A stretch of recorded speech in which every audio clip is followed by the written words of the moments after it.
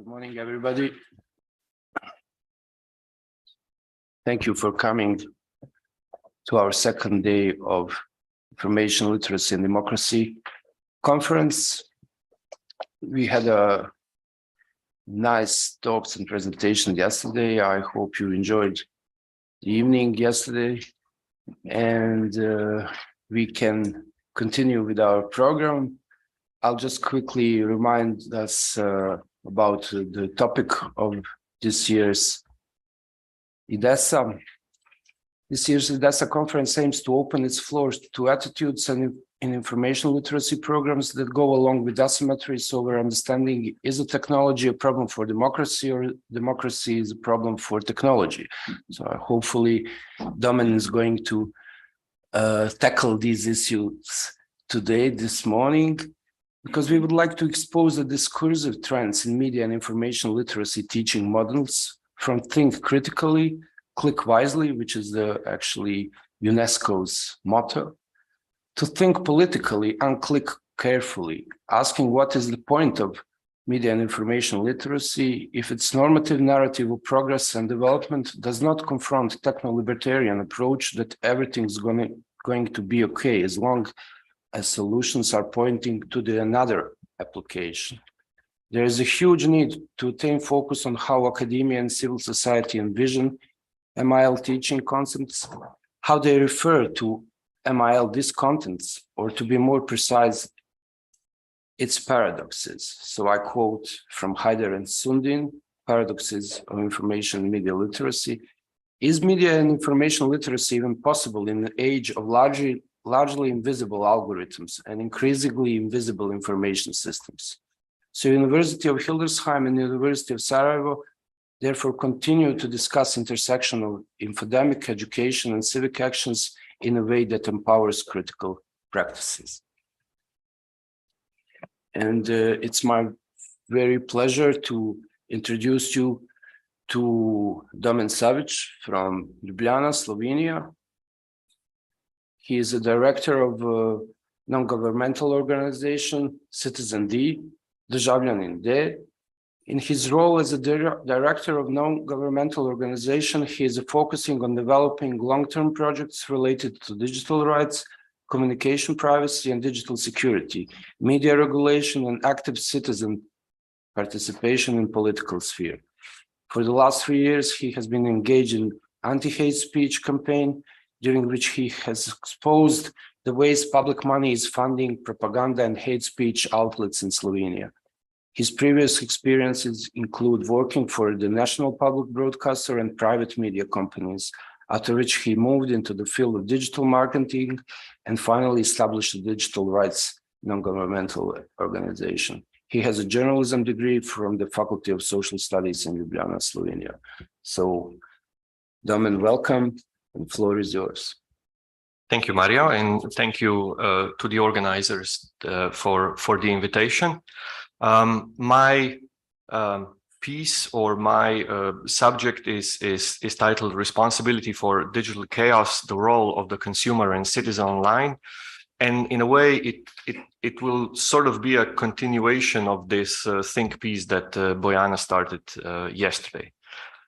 Here goes.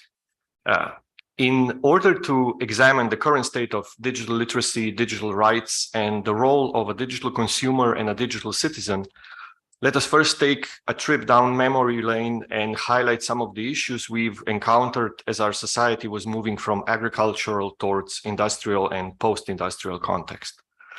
Consider a farmer deciding he will change his profession and try and make it as a factory worker. Let's now travel back to the UK in the 18th century and compare the factory worker onboarding process with the current state in the field of digital skills and digital literacy. Sidney Pollard writes about the brutality of the process in his article Factory Discipline in the Industrial Revolution, where he notes that the worker who left the background of his domestic workshop or peasant holding for the factory entered a new culture as well as a new sense of direction. He further emphasizes that men who were non-accumulative, non-acquisitive, accustomed to work for subsistence, not for maximization of profits, had to be made obedient to the cash stimulus and obedient in such a way to react precisely to the stimuli provided. He goes on, once at work, it was necessary to break down the impulses of workers to introduce the notion of the so-called time thrift. The factory meant economy of time, and in Webb's phrase, so-called enforced asceticism. Bad timekeeping was punished with severe fines, writes Pollard. Finally, he notes the issue of child labor as well. Child work immeasurably increased the problem of discipline. It had as such been common enough before, but the earlier work pattern has been based on the direct control of children and youths in small numbers by their parents or guardians. The new mass employment removed an incentive of learning a craft and alienated the children by its autonomy, and did that just at the moment where it undermined the authority of the family and of the father in particular. It thus had to rely often on the unhappy method of indirect employment by untrained people whose incentive for driving the children was their own piece rate payment, writes Pollard. We can see how factory skills were an industrial requirement that needed to break down people's previously established working routine and teach them to behave in a particular way in order to maximize the industrial profit. Now, let us move ahead in time and examine the development of so-called personal responsibility that emerged from an advertising campaign by the big tobacco industry in the 50s of the 20th century, and then expanded with a similar campaign done by big petrol and plastic industry in the 70s of the 20th century. In both cases, the logic was similar: shift the blame and the responsibility from the industry and their destructive ways of producing services or products to the consumer of these services or products. That was an intentional, well-funded effort to convince us all that the responsibility for pollution was on us, on individuals, on litter bugs, rather than the companies that were flooding the world with single-use packaging. John Hocevar, a marine biologist who leads Greenpeace ocean campaigns, told Insider in 2021. Now consider the world of information society and digital skills. First, let us remember the early days of online environment that slowly moved from highly specialized and extremely limited spaces to a more open-ended and inclusive digital environment. These early days of web for the masses were filled with farmers that tended their own digital fields, helped each other in creating the crop, and were oblivious to fields out of reach. Then came the increasingly omnipresent era of platform digital economy. Fields were rented out as platforms increasingly encroached the digital sphere and forced the farmers to start behaving as digital serfs. At the same time, the digital sphere was expanding and overlaying on top of the non-digital world, creating a slightly skewed mirror plane with a completely different rules of digital gravity. Kia Allman and Grant Blank write that in the 90s, the digital world was interesting and useful, but it was optional. The internet was primarily an online repository of information, paralleling or enhancing information and services that were also available offline. By contrast, the digital world today is pervasive and encompassing. The internet defines this era. The COVID-19 pandemic has only further affirmed the reality that the internet has become a foundation of our interaction regarding jobs, government, entertainment, shopping, social contacts, and more. The digitization of basic services worldwide, from banking to welfare to job applications, meant that using digital technologies is no longer optional. It is a requirement for full participation in social, economic, and civic life, write Allman and Blank. The personal responsibility angle is clear. If an individual does not learn these digital skills, he or she risks of being excommunicated from the society and a vast number of essential services. But that alone is not the only problem with teaching people digital skills. We also have to inquire about the actual definition of digital skills and competences. The EU Commission defines them as confident, critical, responsible use of and engagement with digital technologies for learning at work and for participation in society. It includes information and data literacy, communication and collaboration, media literacy, digital content creation, including programming, safety, including digital well-being and competences related to cybersecurity, intellectual property-related questions, problem-solving, and critical thinking. Which sounds all-encompassing until we compare them to speeches made by EU Commissioner Margrethe Vestager in which she repeatedly ties these digital skills to creating a new digital workforce. She writes, "People should make the most of digital technologies and fully participate in our increasingly digital world. Almost 3 out of 4 businesses in Europe, mainly small and middle-sized enterprises, say they do not find employees with the digital skills they would need, so they cannot invest and grow. And only 1 out of 6 digital specialists is a woman. To me, it seems like we're depriving ourselves from half of the potential workforce. In addition to increasing people's digital skills, we want to have 20 million digital experts by 2030, writes Vestager in 2021. And yet, equating digital skills with the new working class of a digital economy still is not the end of the problems with digital skills. We also have a problem with defining those skills.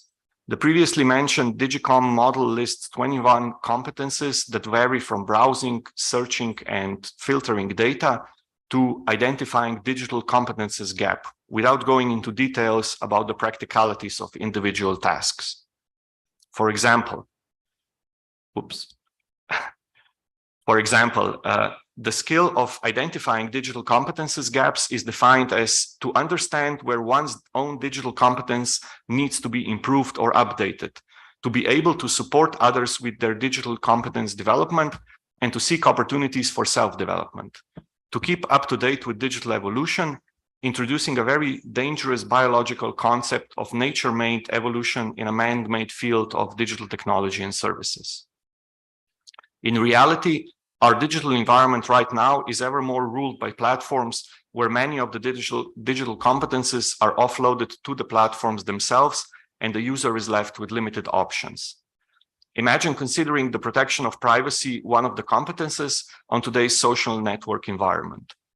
Or imagine managing digital identity, which is described as to be able to protect one's own reputation in today's worlds of smear campaigns and digital reputation assassinations, where again, the platforms are the ones who hold complete control over the published materials and their distribution.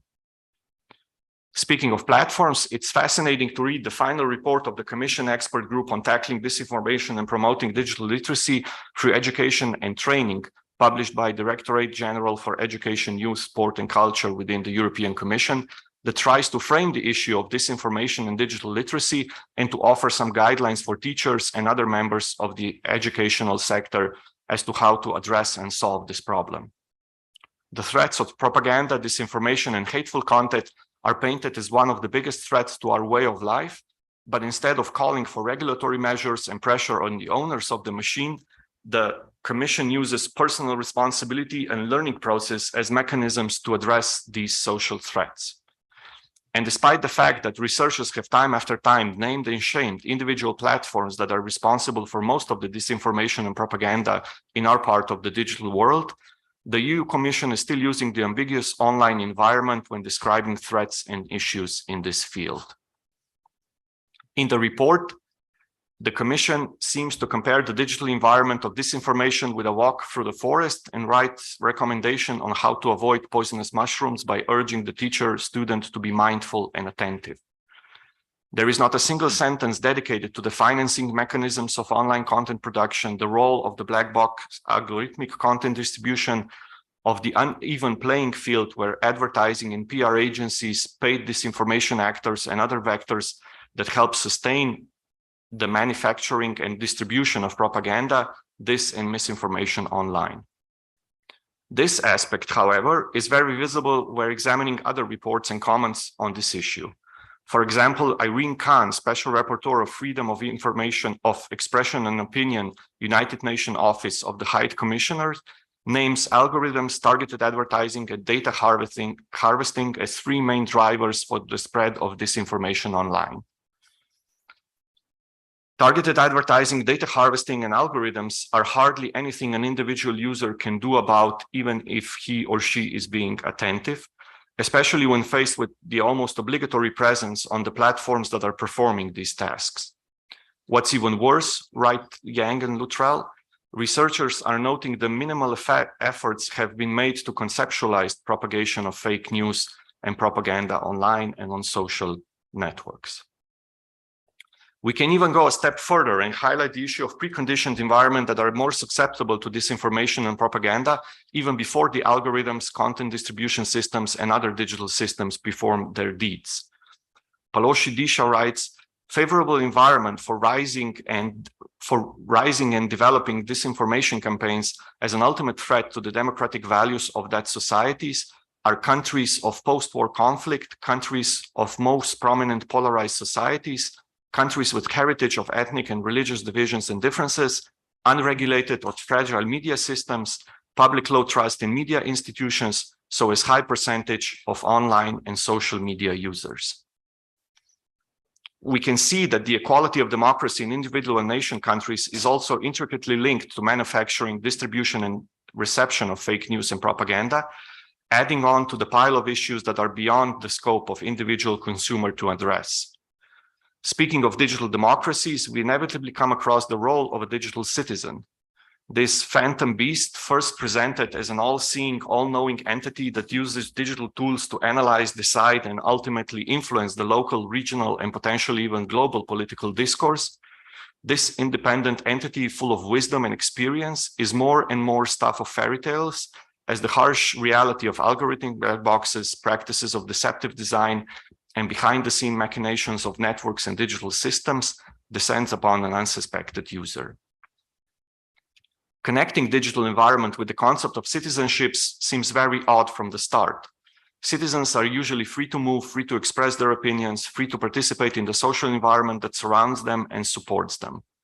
In stark contradiction, the online environment in which the digital citizens are captured by the workings of platform capitalism presents little to none similarities to the proposed digital democracy ideal that we usually have in our minds as we discuss the issues related to it. Taking a page out of Chinese digital society playbook, we can summarize that in reality, the digital citizen is nothing more than an aggregate of data points that the government and other actors can use in order to predict its wishes and requirements. The more data points there are, the better supposedly the decisions based on those data points. The role of educating a digital citizen can therefore be summarized with one goal in mind: feeding the machine with as many data points as possible. We finally turn to the question of the meaning and reasons to argue for the digital literacy skills teaching and their focus.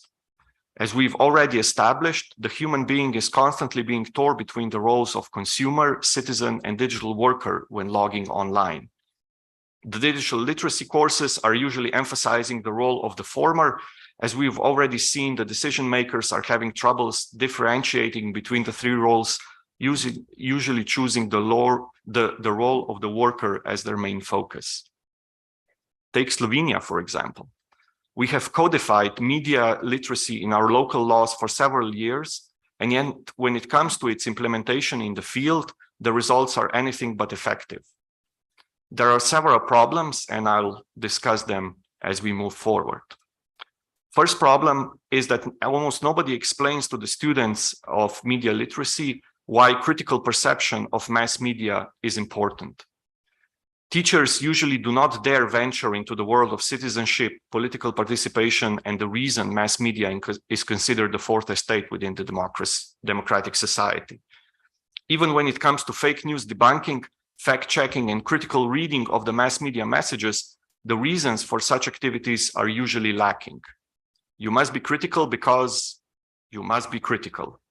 Anyone who is truly striving to be a critical reader would find this rationale extremely unnerving. Another problem is the untrained staff. Teachers usually try and adjust the media literacy course to whatever topic they were teaching before they were assigned additional work. So if a teacher is a linguist, he or she will turn media literacy into writing exercise. If a teacher is from the information technology sector, media literacy will become the techno-deterministic issue. This creates a plethora of media literacy courses, which are in fact anything but that. There is also a problem of reference materials used in such courses. Since there is no top-to-bottom strategy, individual teachers have to resort to their own creativity in order to produce materials for the course. This, of course, creates another cacophony in the field, which furthers the confusion and ineffectiveness of such courses, and their studying goals. Finally, there is no consistency throughout the years of schooling, since everything more or less depends on individual teachers or other members of the teaching staff or faculty. What we need in this case is complementary action taken by different actors in the field, ideally at the same time. First, when developing courses of digital literacy, we should also consider the users as citizens and consumers, extending the level of rights protection that already exist in the offline world. Empowering digital users in the field of civic rights and duties and assuring digital environment that is effectively defending those civic rights should be a part of any and every digital skills and media literacy curriculum. Second, we need working regulatory frameworks that enable actual and effectual regulation in the field. We have seen too many regulatory attempts that fall flat at the exact moment of their reckoning and incur double harm. They give out a sense of a systemic solution being implemented and at the same time fail at that exact task. Third, we have to stop believing in the power user that will possess all of the necessary skills, knowledge, and experience to address these issues on its own. This ploy only worked as a regulatory deterrent mechanism made out by the industry, and we need to stop using it as an actual solution to the problem of deregulated landscape of digital tools of production. Fourth, when developing the digital literacy courses, we need to decide on what is their goal. Are we training better consumers, better workers, or better citizens? The mix of all three roles is possible, but not when we are thinking about them interchangeably. If we are using digital skills to train better consumers, we also need to teach them about the consumer regulatory framework, institutions that are protecting our consumers' rights, and the role of consumers in our society. And if we are using the framework of digital skills to train better workers, then we also need to bring unions into the mix, expand on the topic of ethical development, and also focus on the issues of workers' rights. Finally, if we are using digital skills to train better citizens, we need to adjust the curriculum and also teach them about democratic values, the systems of checks and balances, and the inevitable connection between individuals and political decision-making processes. By not defining the terms related to digital skills and using them interchangeably to project a new citizen, a new worker, a new consumer, we are inflicting harms on the young generations that are growing up in the most brutal example of surveillance capitalism, where every single action and trait is turned into a data set and sold to the highest bidder. This might be completely unimaginable to people who can still recall the world offline as being the basis of one's social component, but more and more younger generations are living offline first, online second, or maybe never. Not only that, the same notion of living online first does not tell us anything about their preconditioned experience, skill, and competence level of navigating this world, even though we are still talking about the so-called digital natives, a term debunked several years by its original author, Mark Prensky.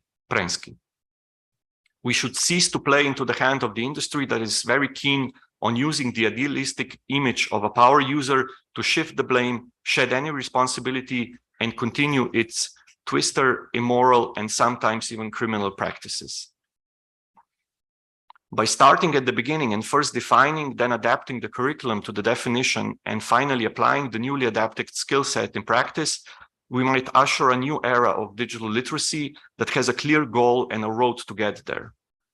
Without it, I'm afraid we'll just keep going in circles, chasing our own tail and further the development of a digital Frankenstein monster that is composed out of the rights and skills and wants and needs, not knowing what its place in the world actually is. I thank you for your time, and I'm looking forward to your questions and comments during the debate. Thank you.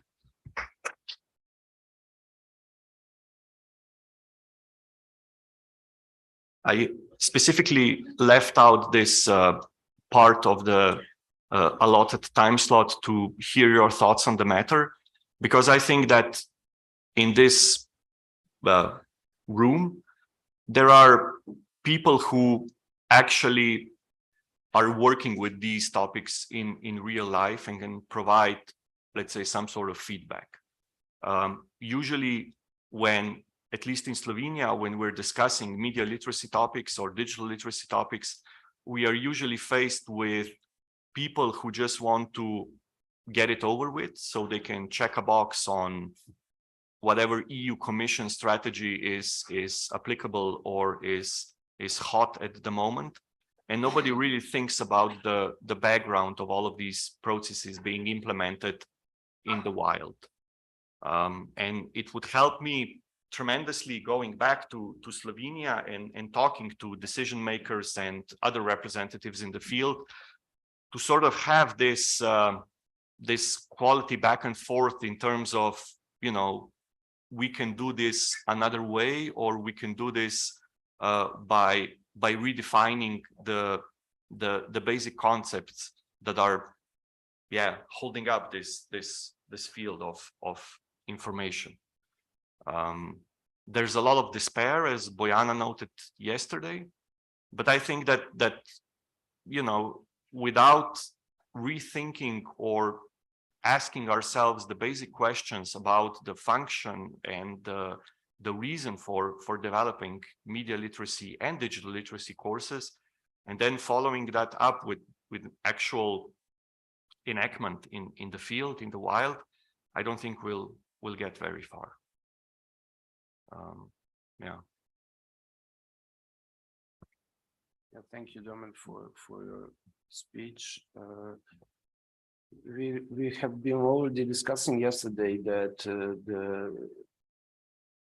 the consequences of a political media information literacy education happens to be leading to exactly those things in fostering just the skills or offering the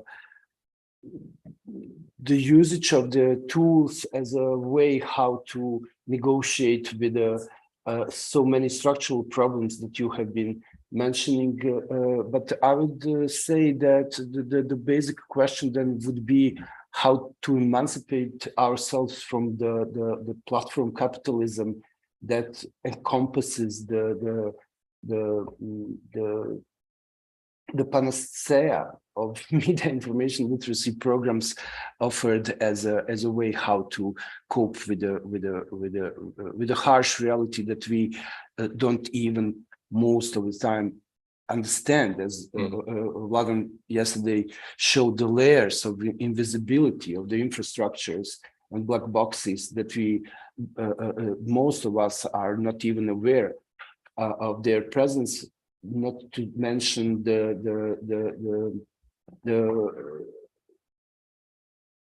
fact that we are the products of the whole structural globalized communication system. Yeah. And at the same time, it's horrifying to see that, you know, the regulators and the people in power, the decision makers, are actually, you know, on one side, they're thinking that this all-seeing, all-knowing ideal of enlightened user, whatever that word might mean at any given point, is actually beneficial to the whole system of digital skills, of digital labor, and everything else. But in reality, it's just making everything worse, you know, because it's often said, or you can often see that even when you're talking about technologies and, let's say, digital skills are very opaque in terms of describing skills through, so they're describing skills as a process of using specific technologies to achieve specific goal. What they fail to mention, or I think they're ignoring intentionally, is that these are proprietary technologies and that you can't. So they are thinking that, okay, digital skills is basically like teaching somebody to use a hammer, right? So you see a hammer, you can maybe put together your own hammer. You don't need to use the Black & Decker one, right? But in terms of digital skills and digital literacy, but also media literacy, these technologies are all proprietary. There's no open web in practice to be used as an alternative, right? So every technology has its owner, and every owner has a business plan with this technology. And by saying or by focusing our digital literacy and media literacy skills on those technologies, we are basically shoving people into digital factories and telling them, you now work here. You have to learn the intricacies of this privately owned machine, right? So it's I don't have a definitive answer like Bojana yesterday. I don't think it's a definitive answer, but just trying to refocus the debate and trying to include other points of views in this debate, I think that will change the process in a way that will maybe, you know, by going down a different road, achieve a different goal and a different ending of this problem. I don't see it yet, especially because even if you look at the current or the recent legislative proposals from the European Commission, like the DSA, the DMA, and the Act on Media Freedoms, they still rely, in my opinion, too heavily on the individual user. And at the same time, we're seeing like the corrections or amendments to the GDPR, which is failing at that exact point of contact, right? So they're now discussing to sort of move the regulatory framework from the individual or from the local information commissioner offices to Brussels, because they realize that it's too much to handle, right? And it's I see a big problem. I mean, this discussion will hopefully, or by discussing these issues, I think we can slowly but surely start to influence the at least within the European Union, the system of EU grants in this field, because I think that's one of the biggest drivers of defining this field. So people then, you know, NGOs, government offices, other actors in the field look at the grants, look at the terms and conditions of the grants, and then write proposals to accommodate those grants. And that's not necessarily the things that they want to do or they think it's best, but because that's one of the rare financing models available for these types of processes, they're stuck with it, right? And at the same time, we were talking yesterday with Bojana, and yeah, I got it. So we were talking yesterday with Bojana, and it's like, because there's no systemic top to bottom definition of materials and of focuses being addressed within the digital skills and the media literacy skills, you know, there are some definitions. It's not like they don't exist, but they're so broad that, you know, you can take one definition and get like 10, 20, 30, 50 different media literacy or digital literacy courses from that definition. And imagine if my dear colleague Sandra Basic-Karvatin used this example. She said, imagine if alphabet would be taught the same way digital and media literacy is taught. So one school would go, oh, in our school, the alphabet goes A, B, C, D. Mm-hmm. Then another school would go, no, in our school goes B, C, D, A, F. In the third school, they go, oh, no, we use numbers instead of letters. So you would get a completely disoriented feel, because logically, understandably, there would be no definition of what the problem and what the tools actually are. And yeah, it's also a question how to deal with the interdisciplinarity of the topic. But I would just mention something now from the angle of academia, because if we, for example, compare or analyze the curricula, then we would see if there is any presence of these kind of topics of critical information literacy. So I think the positivistic way of thinking, approaching to these issues are part of the problem. And it would be really, it now interests me how to compare the different curricula. For example, in information and library sciences, are there any presence of these kind of topics? On the other way,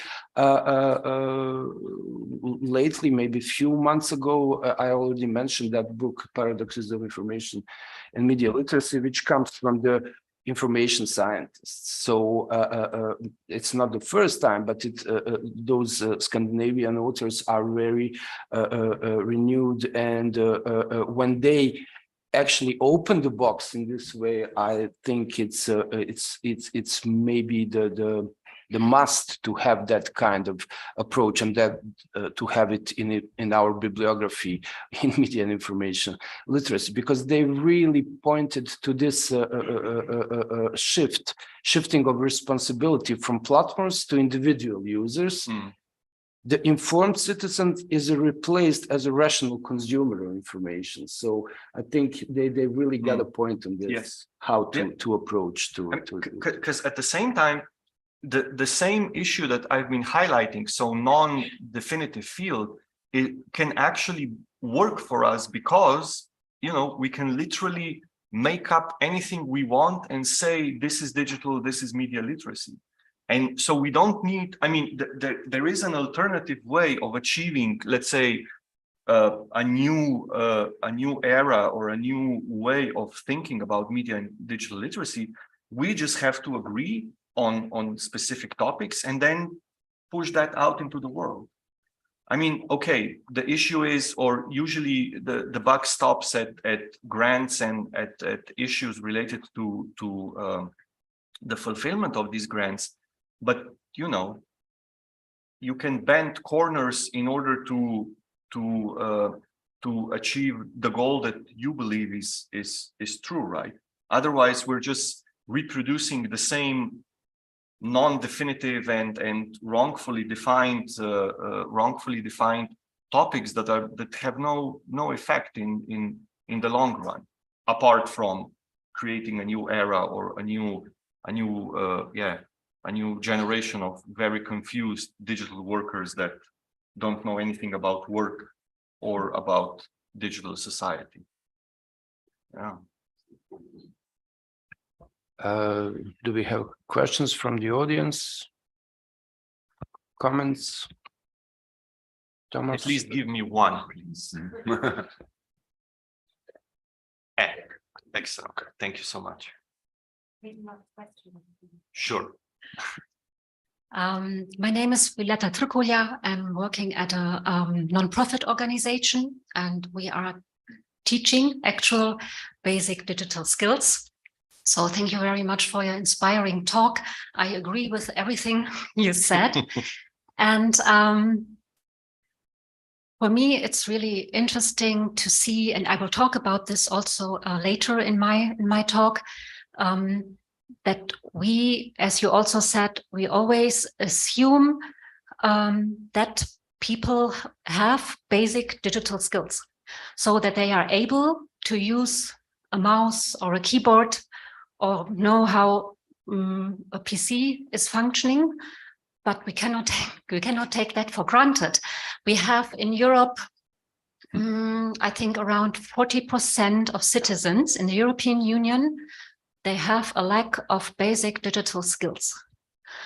How do you have any ideas? I mean, I will talk about this a little bit later, and we have a course we are teaching currently on basic digital skills.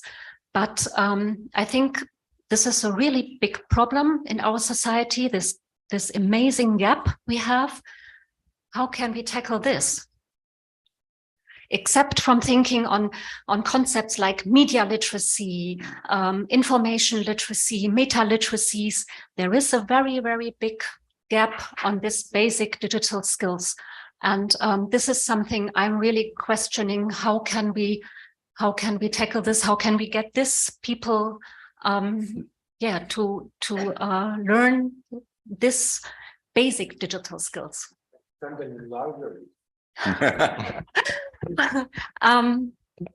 them to libraries. Yes, we also have done this, and they are going with us together into the library, but they are not going on their own. They're not going alone because they have never been refugees or migrants who are coming, for example, to Germany, and they are coming from societies which are more collective societies. They don't go alone into a library very often. They're going with a group. And the library should approach to them. We also have these programs. Doesn't work. Yeah. So I usually, when we're talking about these types of issues in Slovenia, and we recently had a government program that tried to build the digital skills within let's say the elderly society.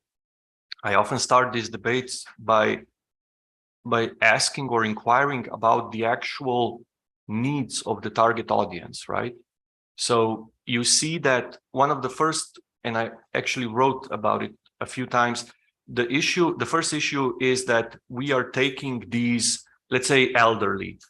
So elderly users or elderly citizens, we are taking them as a homogeneous group.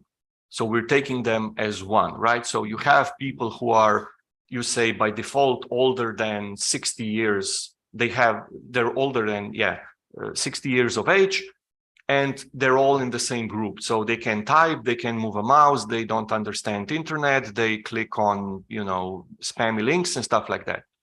That's the first problem, right? So not every member of the elder generation is the same, right? And you can't compare them. That's a problem number one. And you need to split them in groups, and you need to separate them, or you need to map out individual clusters of people with actual deficiencies.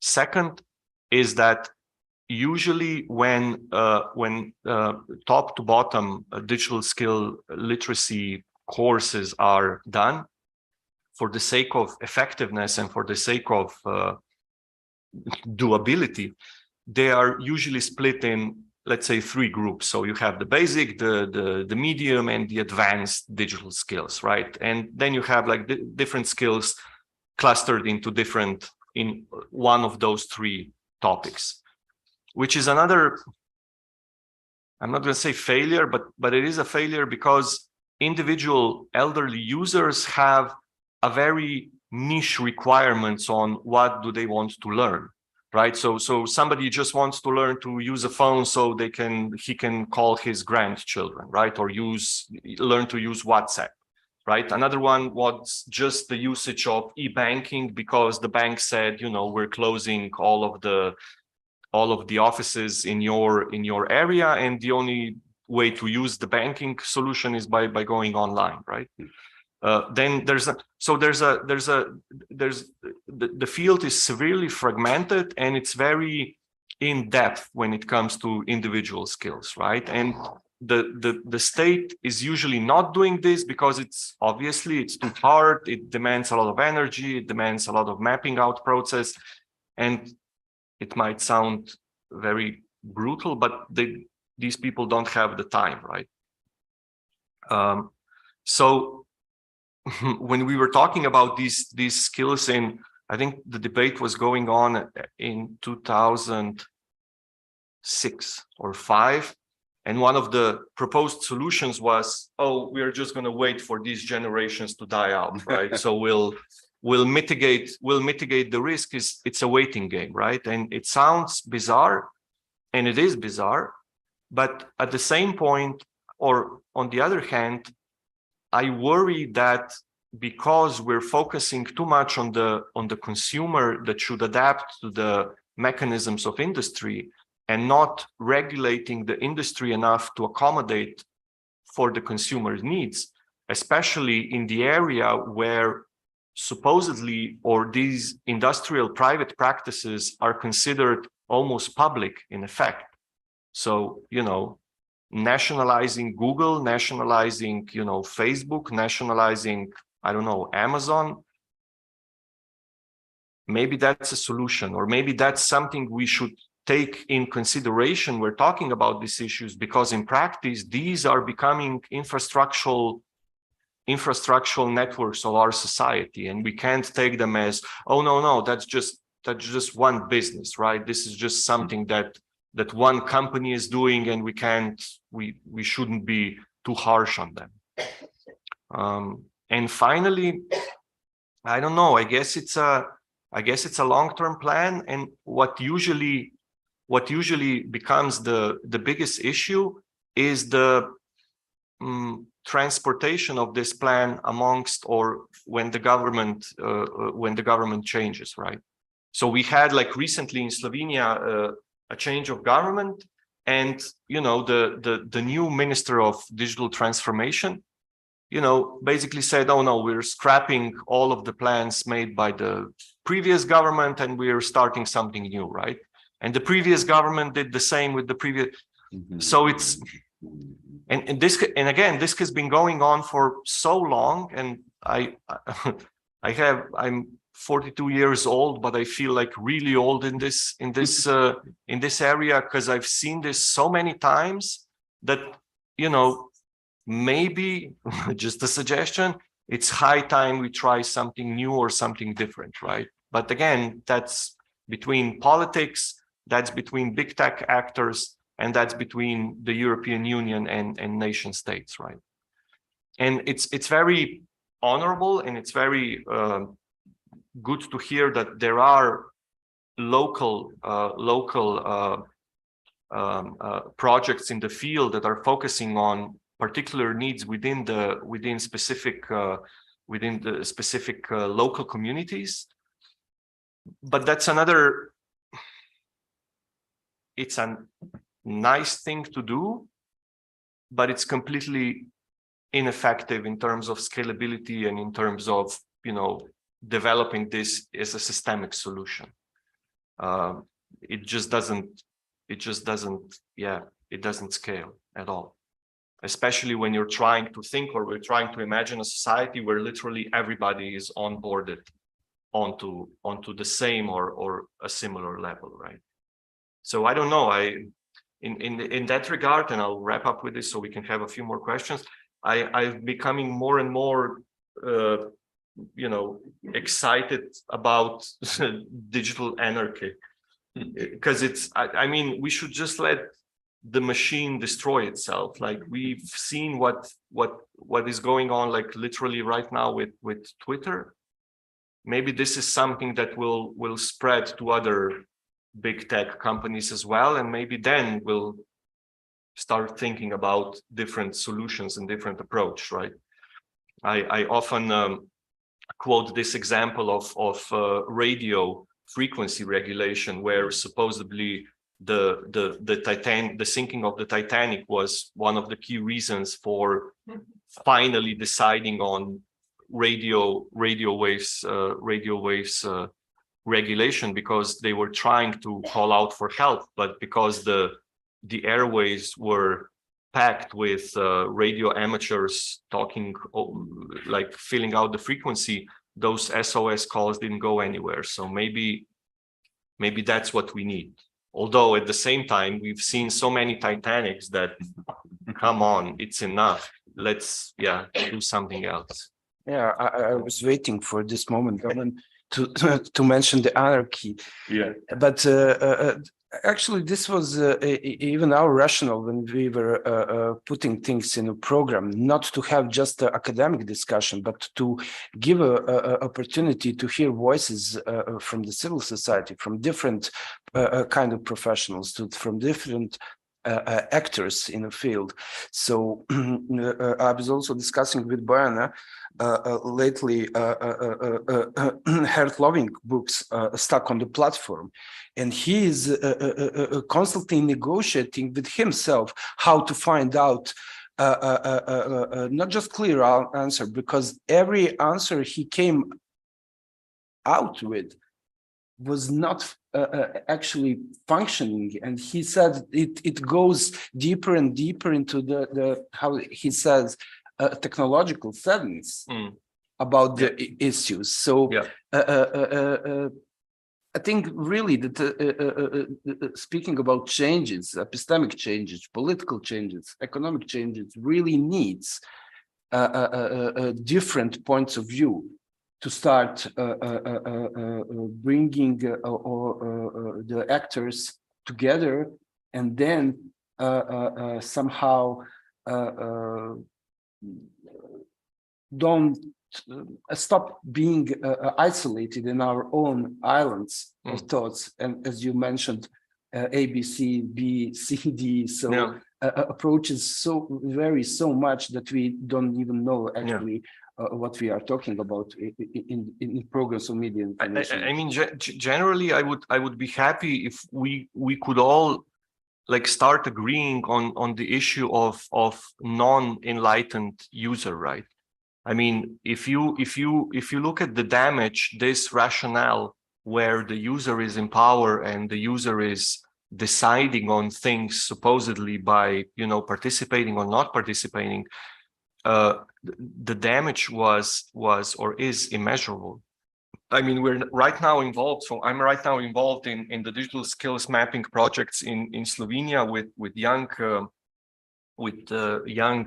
children. So basically, these are between, let's say, 9 and 15, and we sort of have a debate on the way they're using of all the ways they're using the web, right? So first off, there's no web, there's just platforms.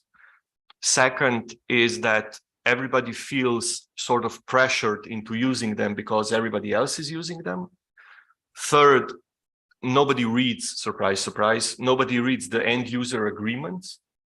And at the same time, you know, nobody cares about, even if they would get somebody to explain to them what the platforms are doing with their information, what they're doing with their profiles, they wouldn't care because, again, public or peer pressure is just so strong that they've become ostracized if they're not there, right?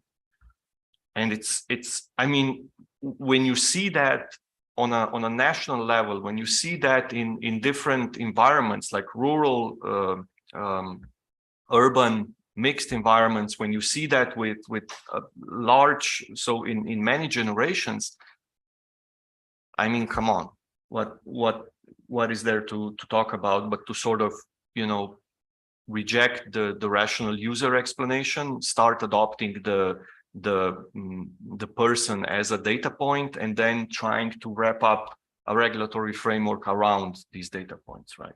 Otherwise, we'll just keep meeting here and I'll just keep reading the same thing, and you know, it's not going to be very fun.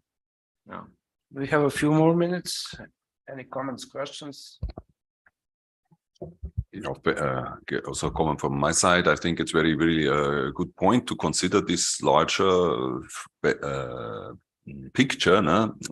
I still would not give up the autonomous user and the enlightened user in any situation, even if we have a perfectly regulated space, because I think still the user has to make decisions anyhow. What is he reading? What is he not reading? Even if things are very well regulated. But I fully agree that much more understanding is necessary, but the question is, how do these regulations come into place? Certainly, and we have to also consider that the technology is obviously fast evolving. The machine is not static; it's changing a lot. And maybe you draw the analogy. Maybe there's also an analogy to industrial work. If we consider industrial work in the beginning, it was highly deregulated and very problematic with child labor and so on. And maybe we are in such a phase now with digitalization, and maybe we have to invent the tools, you know how the regulation will work. At some point, trade unions had got into place, and people had to develop this understanding of what does industrialized work mean, right? And when we move away from agriculture, and maybe we are now passing a period where we have to understand what does digital work mean, and digital work in the sense of also my pastime, like I'm the data point in the machine. I'm working for Facebook and YouTube and all of these, and develop an understanding there, and develop whatever analogy to trade unions in the next decades. Maybe that's what we have to do, because I also teaching about these mechanisms is very difficult if we consider MIL courses, and we see how deep this discussion goes right into the content of what we're teaching.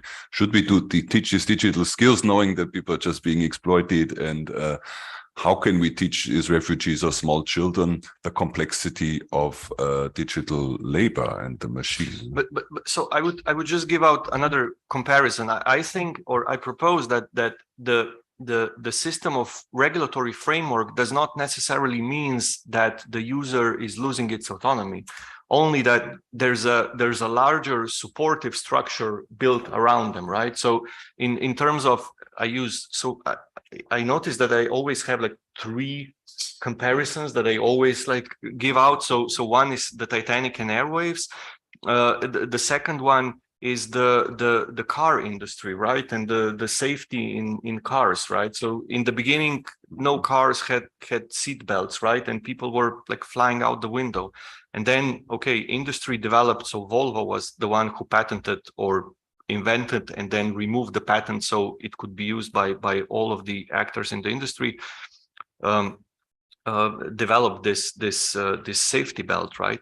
And in terms of digital skills and digital industry and digital economy, I think we've let the industry, lie to us about this creative way of innovation that absolutely must not be touched by any regulatory framework because it'll die out. And we just have to realize that they haven't been that inventive all along, right? So they basically use the argument of invention to sort of help them not invent anything and just keep at the good old business models, right? And I think that's a back and forth process, as you said, and I agree with that. But we have to bring like regulators and legal frameworks and citizens and workers into the mix, because otherwise, as I said, this will just become a larger problem, or the same problem will exist on a larger scale. Yeah. Yeah, I agree. Sometimes in teaching, I compare the GDPR to the food industry. It's like, okay, if you agree and nobody reads the terms of services, Yeah. you can do any data collection, any data processing. Yeah. It's like selling food and saying, okay, you can put anything in the food, any poison, whatever, just inform people about Yes. it, right? And Yeah. obviously, and the regulatory framework for food, we expect something different. So we have to move towards it. And I think we're moving towards it, because I think the scalability or the scale of this digital environment is now increasing like severely, right? So even when I was a kid, internet access and digital technologies were not as omnipresent as they are now, but now they're literally like overlapping or overlaying everything we do in the physical world. Hey, I have Yeah. just a comment here and maybe a question. So I'm not really sure about the empowered user. There was a big discussion even at the beginning of 2000 in the regulatory field with the GDPR, like digital rights. When we all started working in this field, it was all about users and how we empower the users. But I think that we missed an opportunity, or maybe we didn't focus enough on emancipation of users. So that's maybe something that is coming like a price to pay for too much focus on kind of empowering users, like how you delete your data, how you make sure you have a high level digital hygiene, how you use these different services. And then on the topic of use, I mean, I'm not an expert on developing curriculums for middle and so on, but I had been doing this research for a long time in this field. And of course, I mean, it always comes across as like use, access, development, and so on with certain technologies, interactions with certain technologies. And there, I mean, this is completely like a opinion. Is like, I think maybe there is a kind of a shift that needs to be made in understanding that it's not about us using the technology, it's vice versa, that by now we know, but it's also about us living in this technological environment, right? And this is like, instead of looking at it as a one set of activities that we do, it's basically way broader. It's an art of living in this digital algorithmic society. And then here is the question. Do you perhaps have in Germany an opportunity to think about digital skills outside the platforms, outside the platformized logic of the, like, something that like reimagining? I mean, Loving also asked that himself as well. Like, how would we actually, we haven't got to this point right now, and if actually everything self-combusts like Twitter will, for sure. Like, do we know like what's going to be that future beside, like, after the digital era? yeah, like in a post-digital society. Maybe if we kind of start from the future, we might end up in the present. Yeah, so I maybe have like the first thing that popped into my mind is it's very funny to interview or to talk about to talk with workers in the digital industry, so developers, programmers, designers and stuff, and you ask them almost jokingly, but I always mean when I ask a person something, so you ask them, you know, what do you want to do after this, right? What do you want to do if you're not going to be a programmer, developer, designer, whatever? And every single person mentions something in terms of physical labor. They want to be gardeners, they want to be, you know, farmers, they want to grow, you know, yeah, lumberjacks and stuff like that. And it's so fascinating to me to see this like literally everywhere. Nobody says, oh, I want to work for a bigger company, or I want to learn a new digital skill, or I want to, you know, I want to stay in the field, just move horizontally. No, no, no. We're going back to the forests, back to the caves. And I think it's, I mean, this is like a half joke, half truth, but I think it's very telling to see how fed up we are with everything that's going on, and how at the same time how powerless we feel in terms of changing anything. So, you know, another answer, or you'd expect somebody to say, oh, it would be really nice if we would sort these things out, if we would like mend the issues, and so this digital environment would grow. No, we're going back to the forests. And it's yeah, and it's very weird. At the same time, there's going to be a huge, I mean, when, you know, not just Twitter, but when everything else, and hopefully it will be like a cascading moment, so we'll have time to adapt. But once it happens, the crash, we'll just go home. I mean, that's what happened in 2018, when, so it was a very like a telling example. The Renault factory in Slovenia, in Novo Mesto, was so they basically got a ransomware virus in their network, and none of the machines could work or operate, function, not work, function, right? And they basically sent everybody home. They said, you know, we can do literally anything because everything, the machine is down, and yeah, go home. And there was another example, like during the pandemic, when we were, you know, isolated, or we were told to stay at home.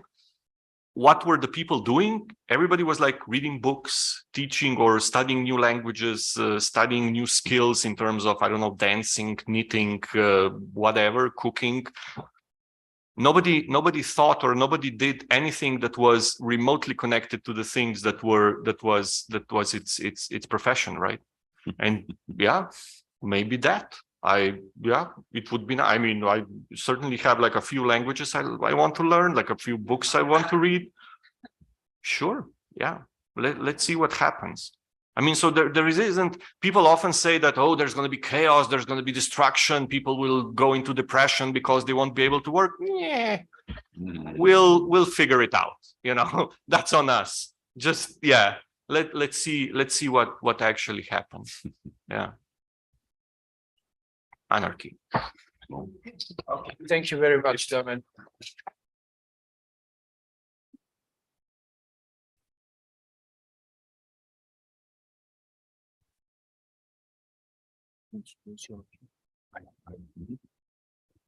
Now, with that, we move to the next talk. And it's my pleasure to introduce my colleague, Joachim Griesbaum from the University of Hildesheim. He's a professor for information science there, and works on information literacy, social networks, and computer-mediated communication. So right on the topics we are dealing with here. And with that, please, we are looking forward to your talk. Microphone is also coming. Standing, so a bit more workload for the technological support here, but I think it'll work out very fine. Please.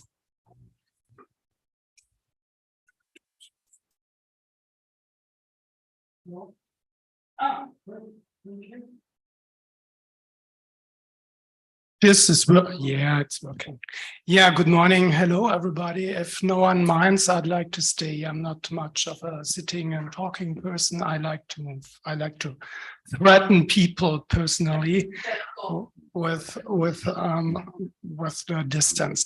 I'm waiting for the slides to show up. I guess it takes a few minutes. Maybe in the meantime, I can try to give some context on my talk when now talking not about macro levels and policy making, but the question rather here is maybe related to the demanding task to empower the user and how to do it, or how to do it maybe not, and therefore also this bulky title here, information literacy as a complex concept and also as a simple heuristic. I tried to come up with a better title, but sorry, you need to live with that. I start again. I guess most of you are already often have encountered this information literacy and in media and information literacy definition by the UNESCO. Information literacy is concerned with the effective and ethical use of information by users that also enables them to be part of the society. So this connects a bit the micro level, the individual, with societal welfare, well-being, whatever. So this is the starting point. When we talk about information literacy, we usually need some ground in courses and in classes to tell people why it is important, because everybody is always also already information literate in his or her own perspective. And I guess we can, very easily argue why it is important.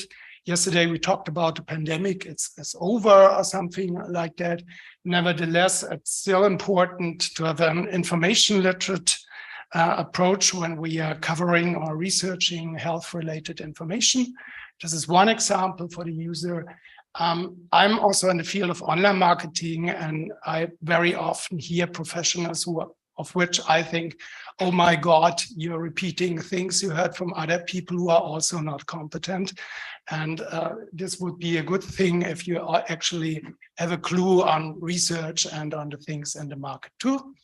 Okay, this is in education and higher education, especially we argue to be a good and successful student.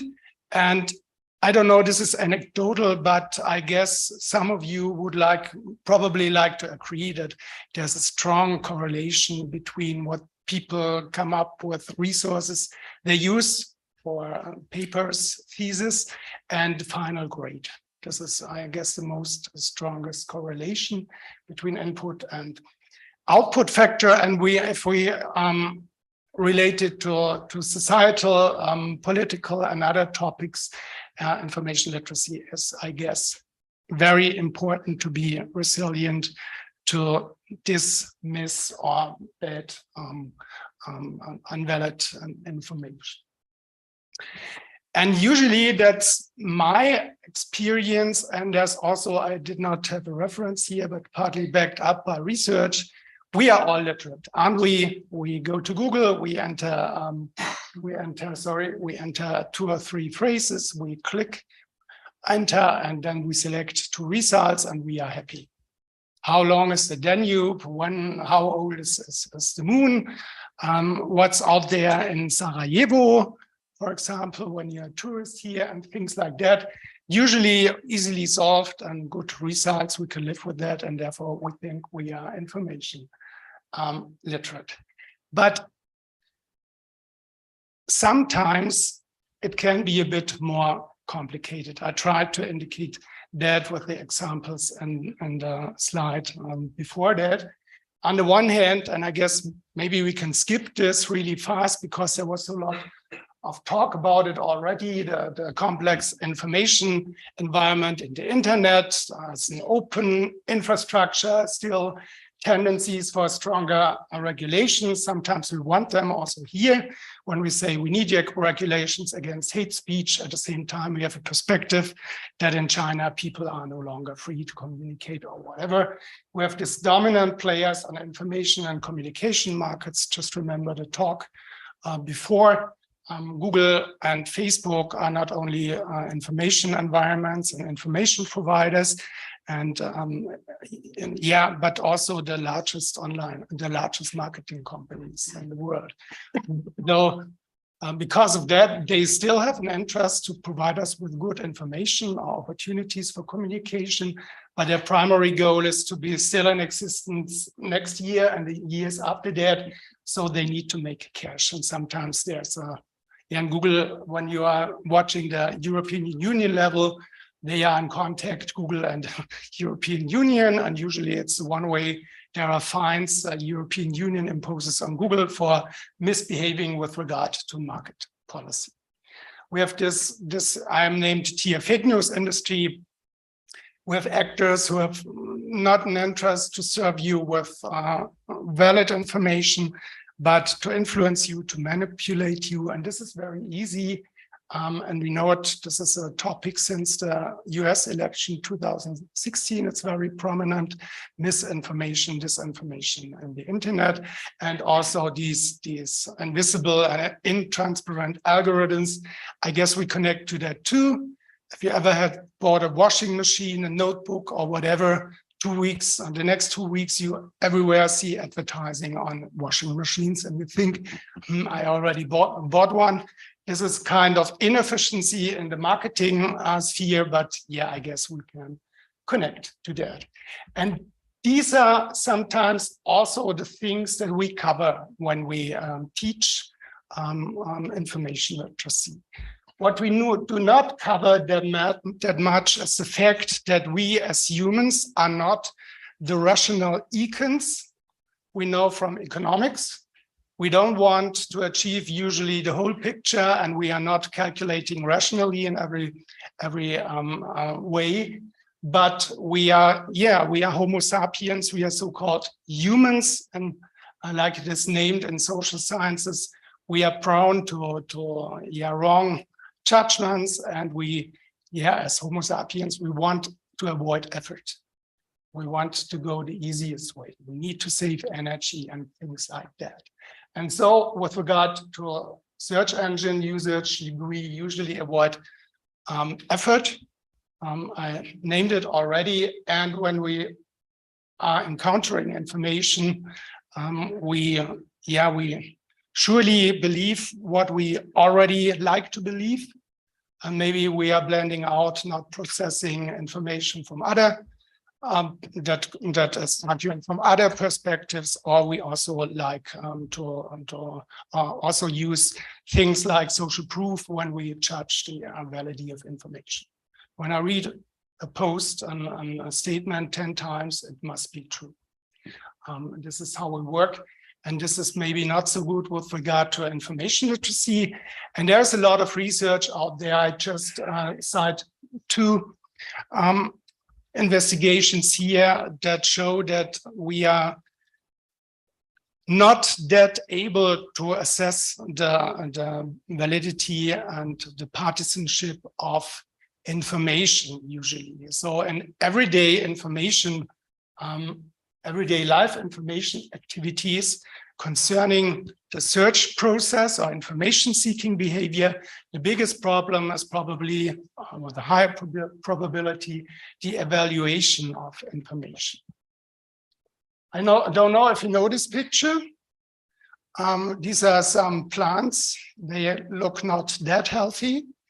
And the question is, there's a post in the internet, it's 10 years old or whatever, that argues that these are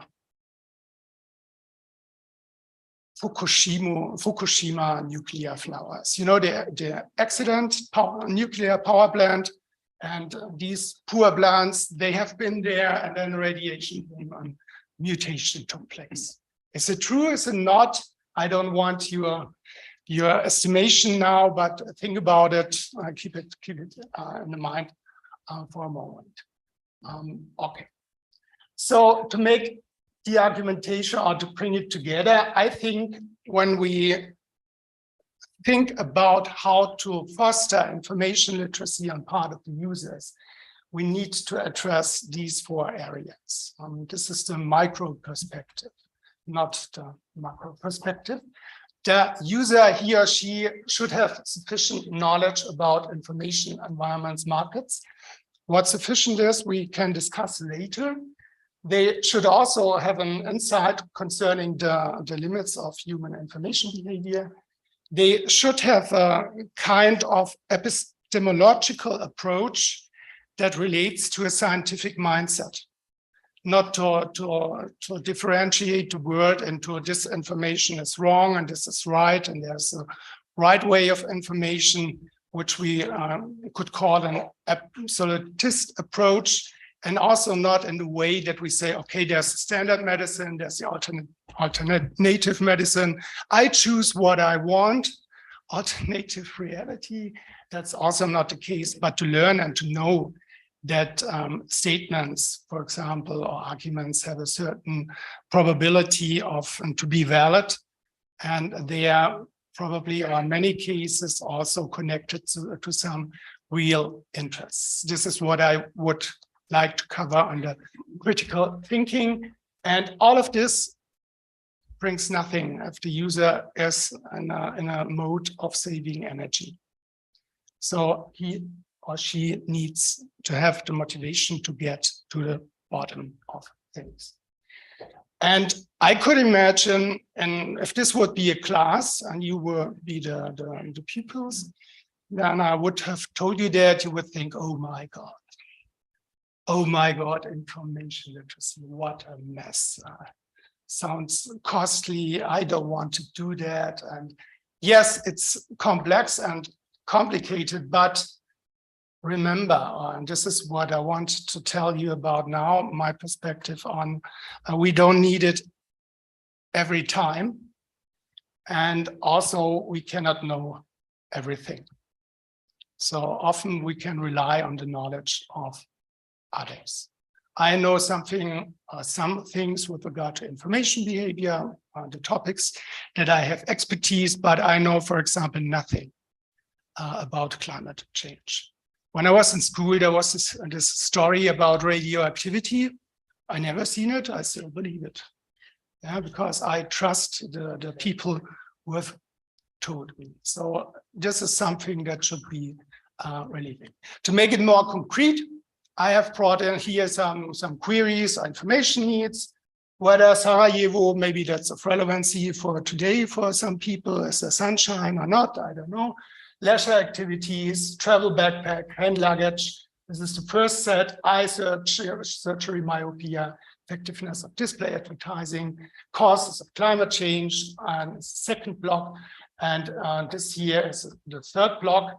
And have you an idea what's the difference between these types of information needs or queries?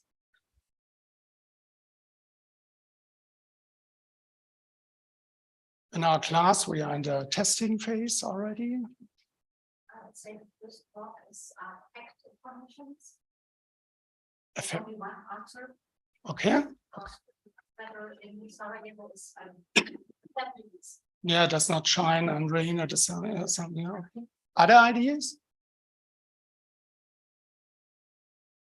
What do we lose when we avoid effort in the first block?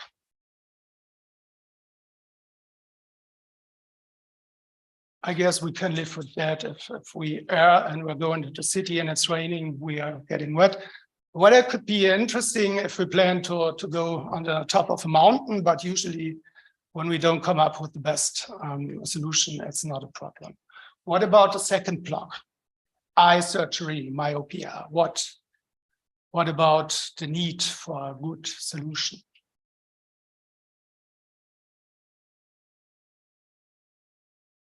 It's different, isn't it? When I come up with the not up-to-date or not valid information, and this is the basis of my decision if I will conduct or let someone make eye surgery, then I could have a problem. This is also true and a problem, for example, if I have a child and do I bring it to vaccination or not? Is this have you, okay. So here it is important, and here it can bring the solution. This is a kind of scientific, scientific information. What about here, death penalty or measures that result, when we say we have some climate warming, that result from climate warming? What is the role of information literacy in such information needs? Can I say I know the best information and I have a clear solution? I cannot. So, and these are normative topics, I guess. It depends on one's own stance with regard to values, norms, and things like that. But do I need information literacy here? And what does it help me? Any idea? When the richest people in the world tell me to eliminate taxes, everyone will be happier, richer. And then I could easily come up when I think, when I take some papers in me, when I read some scientific papers, I could easily know that this is probably bullshit. Yeah? So maybe here information literacy does not determine the solution, but it's still important to have it, not to fall to misinformation, for example. So we have 3 levels here. I said, I will argue here we don't need it necessarily. We can rely on Google, Amazon, whatever. If I buy the not perfect travel backpack, maybe I'm a bit angry when I travel. I think, oh my God, but I will survive. Here it's really important, and here it's also really important. And I would guess that most of our daily information needs fall in this category. So this is, I guess, a relief if we say, oh, God, oh my God, information literacy is so complicated. We need it here primarily, else I would go on Google Autopilot or what. The other point is when we ask, okay, what is here, how to evaluate information? And when we teach, we usually try to transmit to the students or the learners a kind of scientific approach. To come up with an estimation of the validity of the information we encounter. Check, yesterday it was mentioned, CRAB, check the currency, the relevancy, the authoritativeness of things or of the content you encounter. When I do that, when I do it thoroughly, I will need half an hour for every website I evaluate. We don't do that. We take shortcuts. We see, oh, this is a university URL, education, this must be true. Or we see, oh, there's an illustration, there's a graph, there are tables, this must be true. He states he's a doctor in, or she is a doctor in whatever, that must be true. And the problem is these things can be faked easily. And also that we take these shortcuts and not rely really in depth on it. And also, when I take the radiation example, I have no clue of climate change. When I try to understand current research, I'm in trouble. I can't probably. Yeah. So there's an alternative way, an alternative heuristic, as argued by some years ago by different American and Canadian, called as Canadian, Weinberg, McCrew, and US researchers. They say, okay, an easy way is not to go into the object that deep, but to check the validity of the operator or the claims or the argumentations they made. When they say Sarajevo has a space, is now based on a space platform. Check if this argumentation is widespread or if it's only, you all know that ibuprofen was the solution for COVID for 2 or 3 hours, 2 years ago, and this can easily be checked. There's some research backing it up, and a nice video we don't need to play now, because videos are often boring during presentations, according to my estimation. But if the slides would be available, I recommend this video very much. And maybe we can play 1 or 2 examples. Here we have a website, friendsofscience.org. Even the domain sounds trustworthy. They argue they rely on science, and they tell us the whole picture of climate change. And if we have a look at the About section, the leading person is a scientist, author of 160 papers. They are related and consult a group of 1,000 scientists. So it should be, and it's non-profit. Perfect, isn't it? This should be a trustworthy source. If we take this lateral reading approach and we go to Google and check the domain, now, of course, there comes the homepage, but there's also Wikipedia entry. And if we go a bit further down, we see fact-checking sites. And what do they tell us about this page? This is a Wikipedia entry, blah, blah, non-profit, blah, blah, blah, blah. Okay, there is no human factors do not play such a large role scientifically, but here is something. They are largely funded by the fossil fuel industry.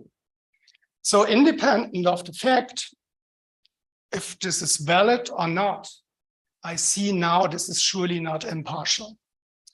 And there's a partisanship, strong partisanship here. And when I go back,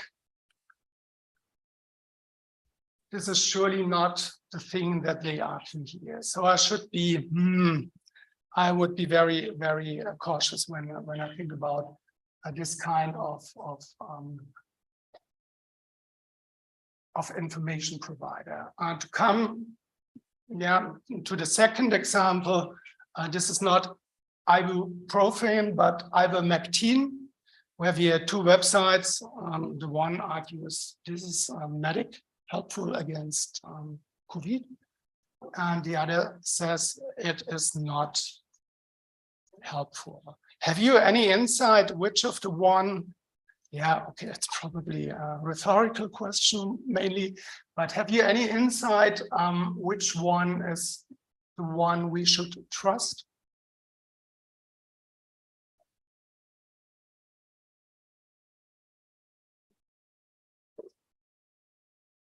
Imagine we go into the page, we scan the content and things like that.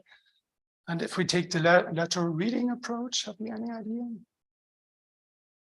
If you're a bit in the field, you know this is an established, trustworthy organization.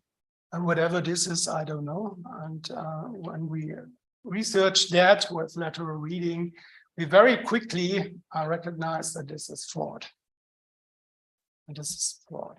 So when I come to the conclusion, on the one hand, and this is true and will probably be true for the foreseeable future, Thomas Mandl already mentioned technology is not on a stillstand, but it's marching on, and it gets more complicated with things like deepfakes, machine learning, and all. I don't need to mention the buzzwords. So it is, the information environment is complex, and we are humans. We are lazy. We like things to hear that we already believe. If you all say to me that that sky is green, I probably agree, and things like that. And we also have seen that information literacy needs to make these factors aware to the people or the learners. And on the other hand, we have seen, okay, things are maybe not that complex and that effortful, because it's only, I would argue, we need information literacy for important things, but things that, yeah, I mentioned the examples. If I buy a gift on Christmas, my God, I don't need to research 3 hours for some things. So it's relevant for complex topics, but then we should really go into this mood. And there's also a trade-off, always a trade-off, because things I can know and things I do not know. And basically, I think with all the hot topics today, war in Ukraine, climate change, COVID, what we covered in the workshop, I would bet no one of us has really expertise, but we have our sources that we use and that we rely on when we come up with judgments. So in this way, lateral reading is a good approach to reach an orientation with regard to trustworthiness and also with regard to the validity of the claims made. But there's a weak point when you say, okay, this is the way to go. What about people who are already on things like conspiracies? Does this help them? People who are not in the mainstream often see themselves as critical and information literate and more literate and more critical like other people. And these people probably also rely on trustworthy sources, but not the sources I have in mind, but they are special sources who explain that, yeah, I don't need to repeat that. There is no COVID or whatever. But this was my argumentation. Information literacy is complex. We need to be aware. We need to include human information behavior. This is very, very, very important. On the other hand, we don't need to make it that bad for the learner. It's not to impose bad consciousness for every kind of information need. They try to solve with Google daily, but it's important for the important things, and that's it.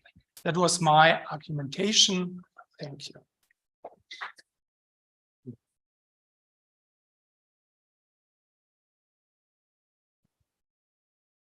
Any moderation, or should I? No. Are there any questions, comments?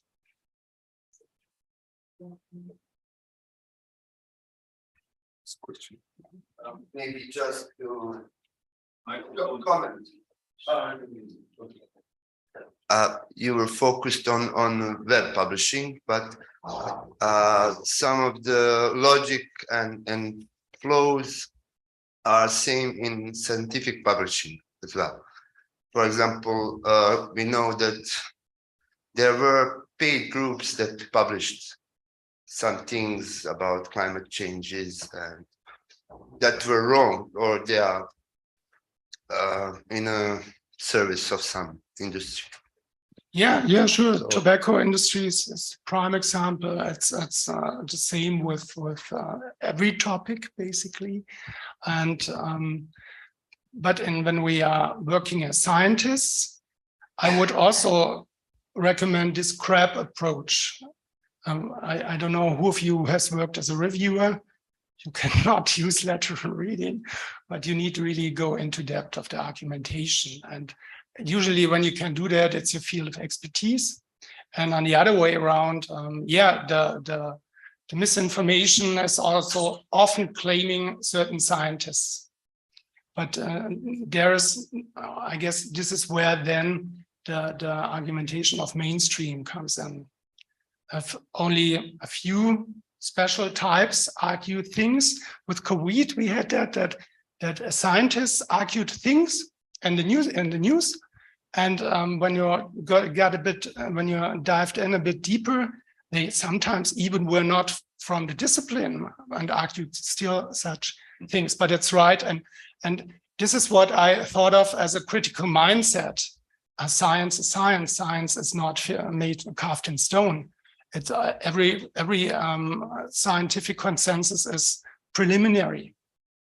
And therefore we need to be aware that there's not a binary view of information, the things that are true and the things that are wrong. Take economics, we have demand oriented perspectives and we have supply oriented perspectives. They usually contradict each other.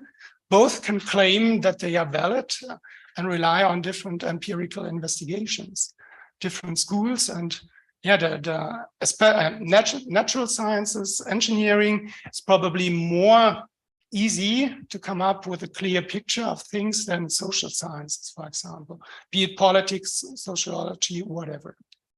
But even in natural sciences, it happened that, for example, I know about the example of cold fusion, that the guy published, I think twice, paper about success in cold fusion. And it was really hard to prove that he was wrong. He was set up experiment. And finally, I think board that journal decided to go deeper in things, and they asked for setup experiment and to check every fact before they publish it, and they proved that he was wrong. This is what I meant with information market. The science is in a certain kind of way also a market. There's a pressure to publish. Not all the topics have the same probability to be researched or to be published, and we have biases in medicine, for example.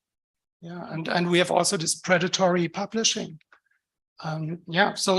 So maybe this is a kind of a danger when you are not with the right mindset and you say, oh, if science is that untrustworthy, then I can come up with my own. But science is the best things we have.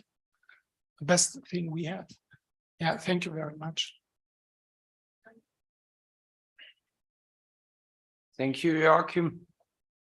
And I guess we continue with our program now. So I would like to invite our last morning speaker, Marko Stojanovic, Head of Project Training Academy Unit at Western Balkans Institute and Chairperson of WEBER. He's a double degree economist from the Graduate School of Geoeconomics, Belgrade. Marko has a sound experience in HE policymaking as an external evaluator of EUA institutional evaluation program. And as an elected committee member, European Students' Union. He has been responsible for preparing more than 30 international projects funded by the EU through various programs, including Tempus, Erasmus, etc. He has a record of consultancies delivered for the Romanian Agency of HE and Research, International Organization for Migrations, European Training Foundation, Serbian Government, Serbian Fund for Science, numerous university and foundations and organizations. Marko, the floor is yours. Thank you, Mario. Thank you, Thomas. Good day from my side. I'm also not a fan of being seated when delivering presentations, especially when delivering workshops. And when I would like to deliver some information and make some learning conclusions, which I will try to do today.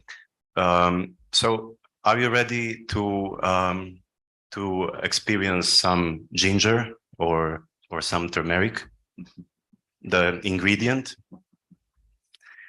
Because my presentation today will be like adding ingredient to the main dish, which is called the media and information literacy.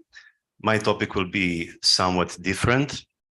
It will mostly focus on cooperation between higher education institutions, which most of you represent here, and civil society organization, which I and some of you also represent.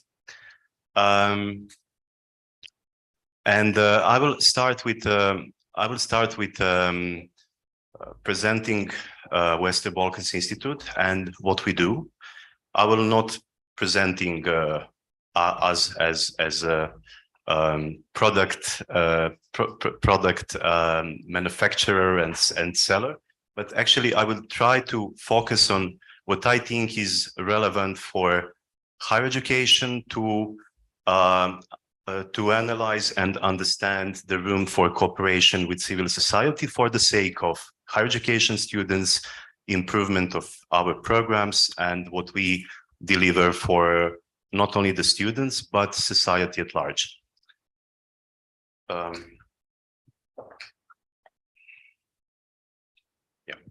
Okay, so I come from Webin. Webin was established in 2011 in Belgrade as regional organization with an idea to support higher education, not only higher education, but primarily higher education in participating in international competitive projects and building their capacity and absorption potential to manage large international funds for education and science.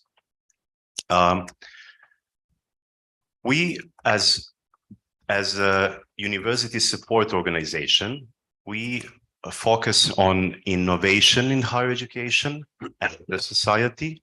We always tend to put together university with the society. And when we talk to our colleagues at university, we always promote this broader perspective that higher education has a very important role in every corner of the society, especially in the field in which the higher education is active. Then we make projects happen. This is one of our strap lines, which we are recognized for. We try to bridge the gaps between the sectors and disciplines. We are trying to promote in our work, especially in relation to higher education, to promote interdisciplinary, intersectoral approach, because more and more challenges are intersectoral and require different a joint effort of different expertises, different disciplines, and different skills. And also, if you take a look at, for example, Horizon calls, you will see that most of these calls are not one single discipline, but inter or multidisciplinary calls requiring the similar skills and references. In our work, we are focusing on projects, training, and research. Averagely, we have between 15 and 20 ongoing projects. Almost all of them are large-scale projects, multi-partner, multi-annual, with significant budgets.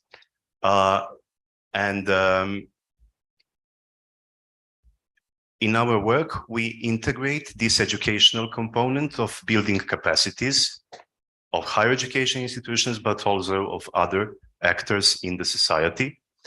And finally, what we also specialized is monitoring and evaluation as very important segment of every project and of our work. In Bosnia and Herzegovina, we are presently present with 3 ongoing projects and 2 projects expected to start in January. I will very briefly say what they're about. The project Viral is about application of robotics in agriculture. It is one interdisciplinary field which we introduced to faculties of agriculture and engineering.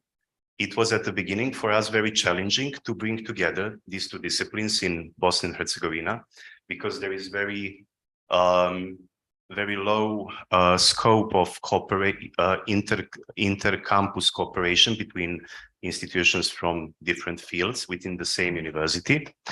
Then there is Agripreneur project. It is a leadership project, which I will say something about a little bit later on. Leadership project in the field of agriculture for rural communities.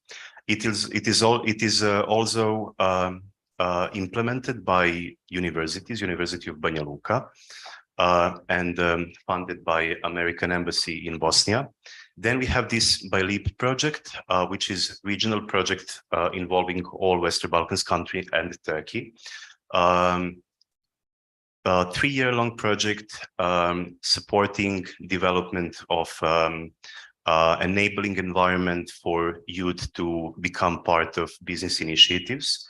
So basically, we work here with secondary VET education students who participate in student company program, which is extracurricular non-formal education program to learn entrepreneurial skills. And with this project, we are trying to provide support facilities for those students that they continue with business initiatives upon their graduation in high school. And for the next 2 projects, which will start in January, the one is Wetpreneur, another project in the field of vocational education and training, which will enable secondary school students from Bosnia to do apprenticeship in the countries of the European Union, such as Slovenia, Cyprus, and Belgium, and Serbia. And finally, growth.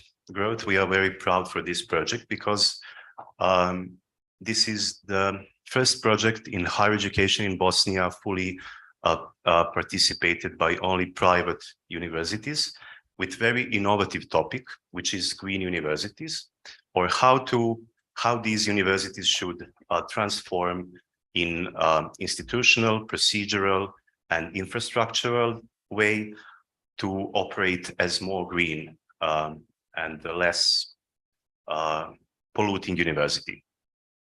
And we have one, we managed to bring here one very important German university from life sciences, which will work with Bosnian private universities to become greener and more sustainable.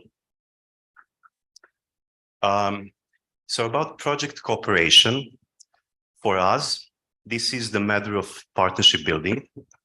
And in our projects with universities, we're trying to put together research capacities lying in universities with project management and advocacy capacities lying in civil society organization in order to address certain societal issue and societal challenge that is existing.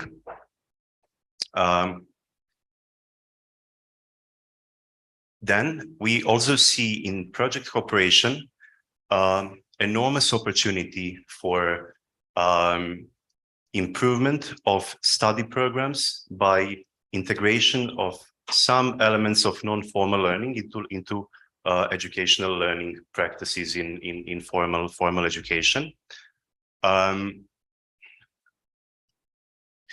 When we come to project innovation, this is also something that we are very proud of in the Balkans, because in the Balkans, our institutions are not so are very reluctant to think in an innovative way out of the box. And we are trying to, through the projects, to bring closer to their understanding some trends, methods of work, approaches, which are maybe more present in the Western European universities, more present in civil society, and which demonstrated enormous impact on target groups, on visibility, on learning, and similar. For example, we are very proud of our cooperation with teacher training higher education institutions in the Balkan, in Serbia, in Montenegro, in Bosnia. Over the last 10 years, we succeeded to push these institutions to be more active player in the area of continuous professional development, to work with practitioners in preschool institutions, and to be, in a way, service provider, which will that through this activity, to a certain extent, diversify their income, but also become more relevant in the field of policy area and regulation of this specific occupation. Then we managed to support them to establish ETSIT's learning hubs, or early child education and care learning hubs within the higher education colleges, where now practitioners, preschool teachers from preschool institutions come to jointly develop new pedagogies, new CPD programs, accredit them together, and offer them to larger target group. And finally, what we also managed to do with them is to inspire them to design with their own resources, to design new didactic tools made from wood and paper to be used in preschool practices to identify gifted children. Now they're in a process. I'm very proud of these didactic tools. They're in a process of certification, and I hope that in 2023 they will be available on the market in Serbia, Croatia, and Slovenia for local self-governance and preschools to purchase them and to use them in their practice. And yes, when we come to agriculture, we supported our partners in Bosnia and Montenegro to organize, first time last year, the Smart Agriculture Technology Expo, the form of multi-contextual event organized in a virtual platform, in virtual reality platform. It was initially envisaged to be held at Velesajam in Banja Luka and then in Podgorica, but after the COVID emerged in 2020, we've had to find a way how to organize this event in virtual way. And when we first time mentioned the opportunity that we can hire new technological startups to develop only for us tailor-made virtual reality platform, teachers, professors at Bosnian and Montenegro University were very skeptic. They said no, like we don't want to consider that option. We don't understand what is that, and we don't like it. But then when we kindly asked to deliver presentation, to come together with a technological startup to see what are the opportunities they're offering, they liked it very much. And the first regional expo was held last year. The second one is next week from 23rd to 22nd. So if you're interested, you may register. It was something very new, for which, for example, University of Banja Luka, the rectorate, which was the host, the virtual host, they were very proud for this achievement. And similar. So I will move on with presentation. So we also do training. Through training, we are trying to, with higher education professors, we are trying to direct them towards more the use of more non-formal education methods in their formal education programs. And we have conducted numerous DOT training sessions in almost all Western Balkans countries and all universities, building capacity of professors to work together with practitioners, for example, from local authorities or from regional development agencies or from specific associations, like associations of, I don't know, teachers, chamber of medical doctors, and so on, and to create joint programs for the wider society where it is needed. And finally, I will conclude my presentation of webbing with this slide and with project quality architecture. This is the evaluation, monitoring and evaluation methodology, which we have developed in 2017 with our partners to participate in evaluation of complex international projects, like projects with complex structure, multi-number of years, multi-partners, 10+ partners, complex structure in terms of number of work packages, activities, results, and so on. We know that every donor, when releasing call for proposal, they want us to demonstrate how will we ensure high quality implementation, sustainable and quality results, and in a way, secure the donor's investment in our project. And normally donors, either they impose their evaluation methodology and then require from all selected projects for funding to stick to it and to apply that methodology, or what is mostly the case, they ask from us to say how will we do it on our own, using our own methodology, whatever we want, but we want to ensure and persuade them that we will have the control over the quality and their investment.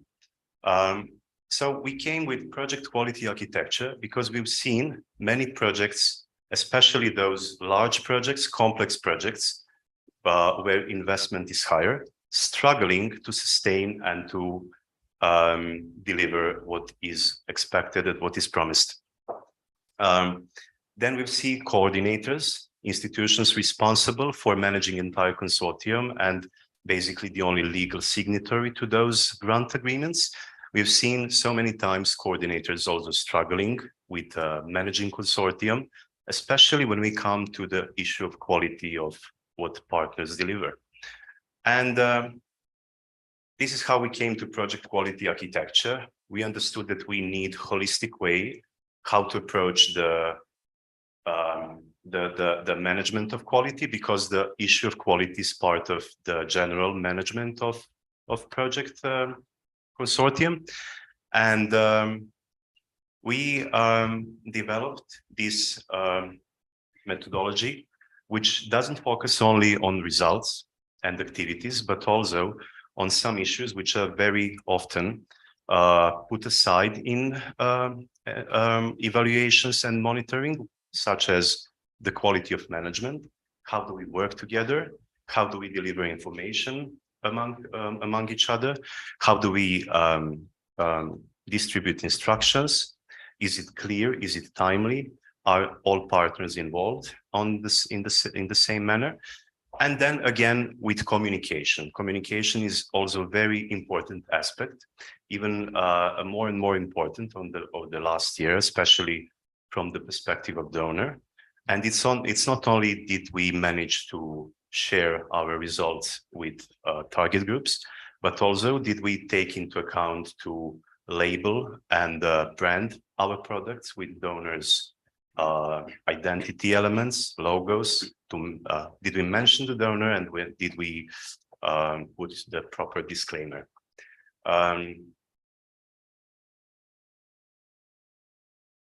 Yeah.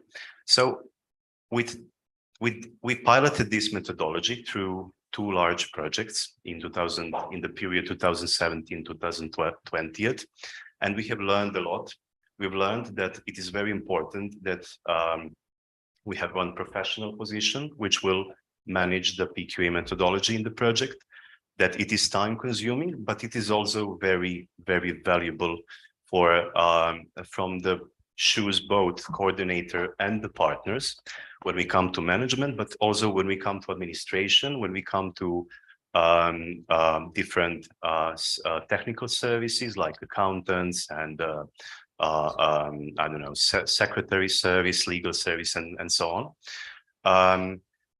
And with this methodology, we proved that process of reporting and process of verification of what we claim in our project reports to the donors are very well documented and verified through the reports and the material we collect through PQA methodology.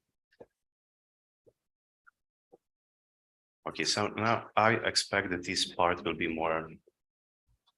You have the points there. Ah, sorry, I didn't get it.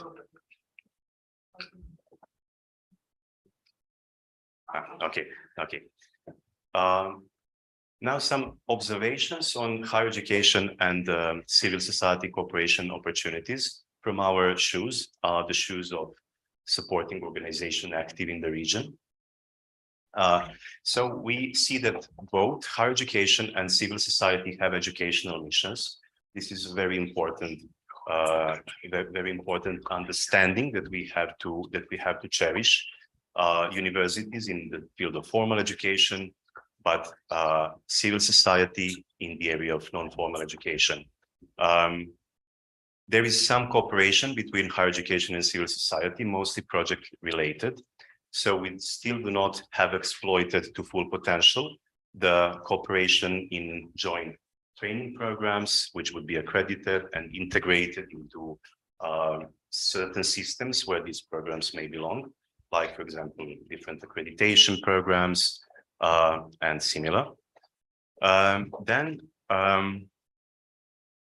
For higher education, projects are complementary activities. So higher education, primarily occupation, is to deliver higher education study programs. But for civil society, projects are main source of funding and primary activity. And in this, we see the room for widening cooperation between universities and civil society. Because we believe these are complementary interests. Then, for both, projects bring added value, additional funds, equipment, especially networking and partnership building, new methods of work, new approaches, and so on. For universities, it is very important to be clear on what is their interest in the projects. For some universities, the interest is not financial, but influential. So through projects, they get in touch with different institutions and they are able to perform some kind of promotion, influence, and similar. For some other universities, the primary interest is to access the source of funding, for example, for equipment. For many universities in the Western Balkans, this was the major interest to participate in higher education funding programs, to become able to purchase new equipment and to equip laboratories, to equip classrooms and technical services and so on. However, there are also some constraints, especially for universities. One of those is lots of administration work and expectations the donor has from universities to be able to commit so much time for administration work, as it is their primary occupation, and it is not. And finally, there are our experience in cooperation in promoting cooperation between universities and civil society is mostly in two European programs, funding programs. One is Erasmus, which is program to fund projects dealing with educational issues, and Horizon program for funding science projects and capacity building in science.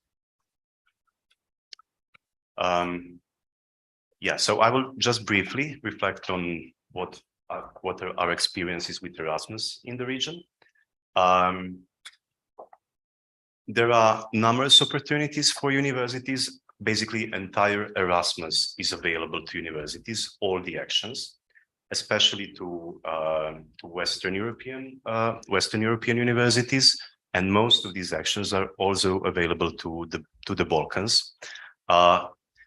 I would put attention on cooperation partnerships, which are like small-scale projects between 300,000 and 400,000 euros, which are available to Balkan universities, and capacity building in higher education projects, which are also available to Western Balkans universities. And for many years, actually decades, Western Balkans was one of the top priority regions for the European Commission when we come to capacity building in the Western Balkans. I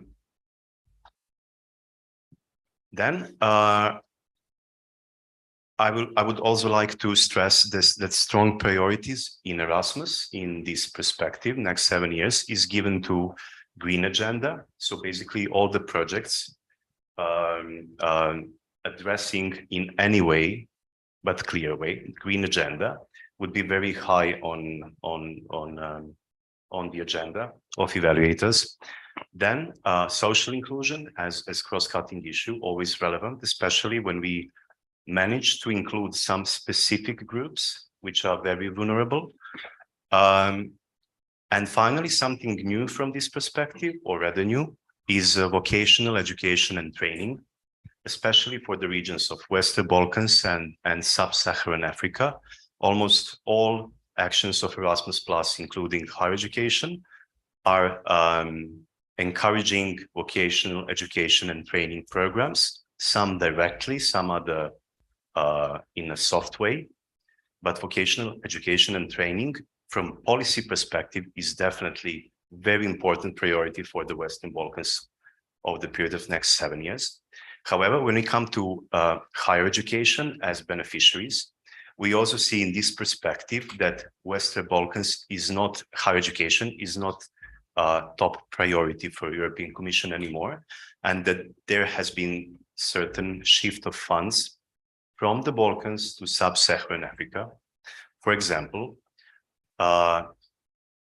if we analyze the last two calls for proposal, the one from new perspective and the last one from old perspective, we see that in the Balkans, the funds for higher education capacity building dropped from 21 to 18 million. In comparison with Sub-Saharan Africa, where the funds increased from 5 million in the last call in last perspective to 27 million in this first call for in new perspective. And it is also, we can see, related to migrations and very strong migration potential coming, especially from some 10 African countries, which are actually clearly targeted as priorities because of this strong migration potential.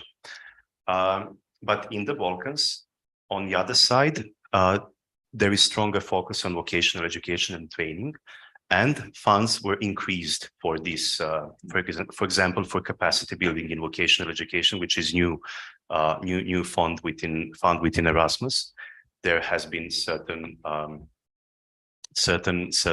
budget for Balkan countries.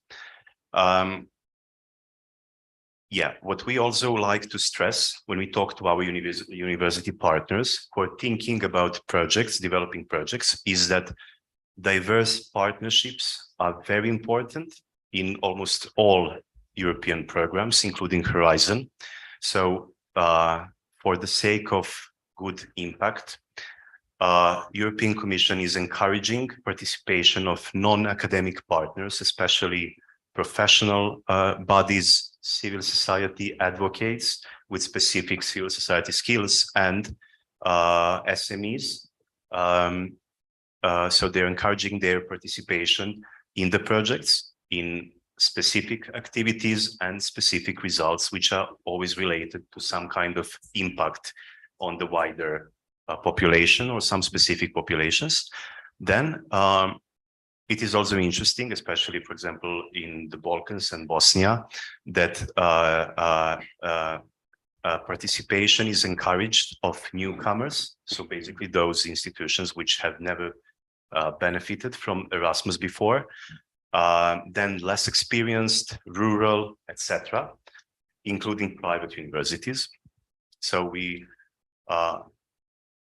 were quite persuaded that consortium of 3 private universities addressing green agenda would look very good in the eyes of evaluator, and it turned to be to be true.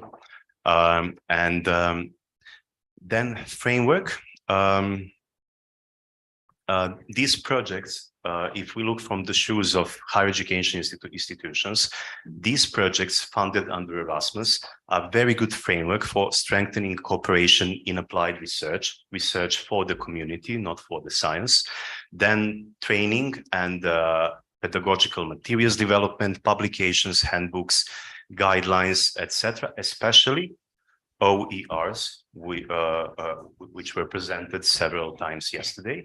And we see how actually maybe OER as learning resources in the Balkans are not yet that popular and relevant, but we see clearly the trend that they will be more and more present in education, both formal and informal.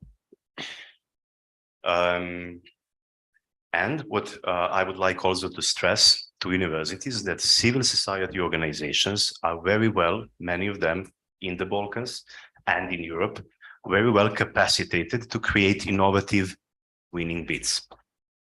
So the bids where higher education institutions have interest to participate, but would maybe not like to be the leads and to carry on the administrative, coordinative, managerial work, which in many times may be very exhausting, time-consuming, and not necessary for people whose primary work is teaching and doing science.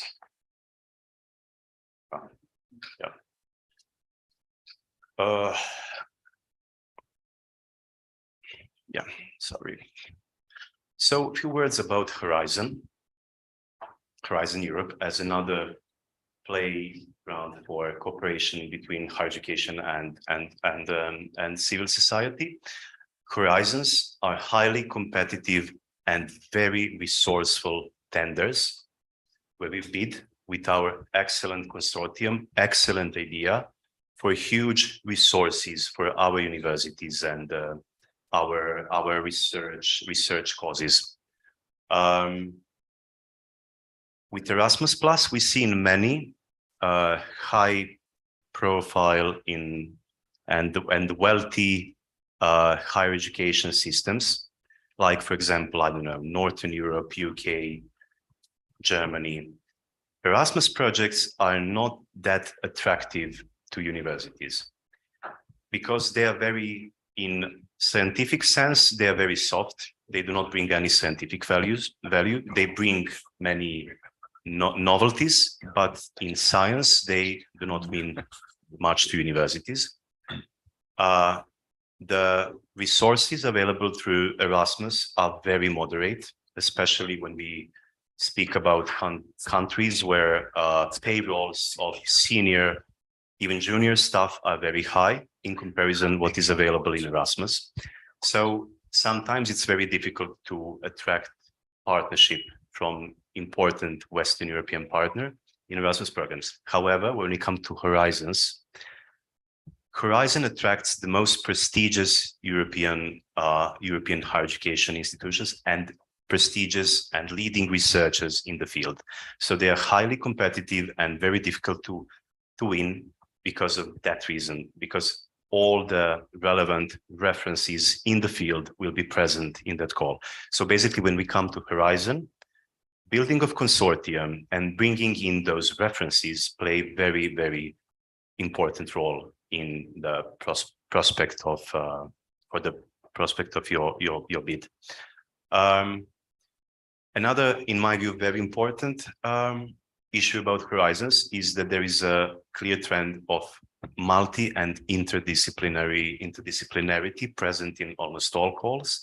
So basically, when we think about the partnerships, we do not have we are not only about to bring the key important references from our field, which we are aware of. We know who are the best authors, the best scientists and researchers in our field, but also we need to understand who else from other disciplines should be in the consortium and who are the reference names in those areas and those disciplines. Excuse me, Marco, we are running out of time. All right. So I will, only 15 minutes over. all right. I will sum up with some with some conclusions. In the Balkans, when we come to higher education, we have very threatening trend of depopulation, of shrinking populations, and from our perspectives, institutions cannot do much, but only they can do is to respond with higher quality. So there is more pressure on our institutions to struggle for those who remain in our countries, because there is mass migrational flows from the Balkans to the Western and Northern Europe. Then it is very important to think out of the box and to consider all available options for cooperation and for supplementation of our programs with different contents, funds, resources, and similar. And and for Erasmus, when we come to Balkan institutions, my advice is to try to be visible, not maybe to compete for every bid as a leader, but try to be visible and to be partner in more bids, because higher education is needed in all these bids. The result will be more quality, the consortium will be more quality, and entire bid will be more quality. So don't try to always to be lead, try to be visible to others and to be partner in many bids. I will complete with this. I apologize for reaching the time. Thank you. Thank you. Thank you.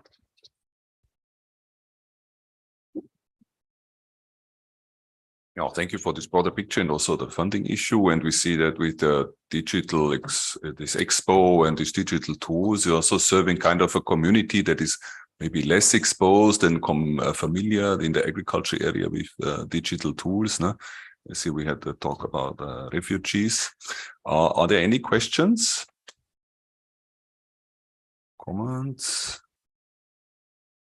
Maybe not directly on the floor, but I'm sure over the lunch break, which is taking place immediately now, there will be people coming with questions directly, that we can do this in the dialogue and interactive on the floor now. So with that, I thank you and see you all again back here at 2 o'clock for the next sessions. Thank you again, Mark.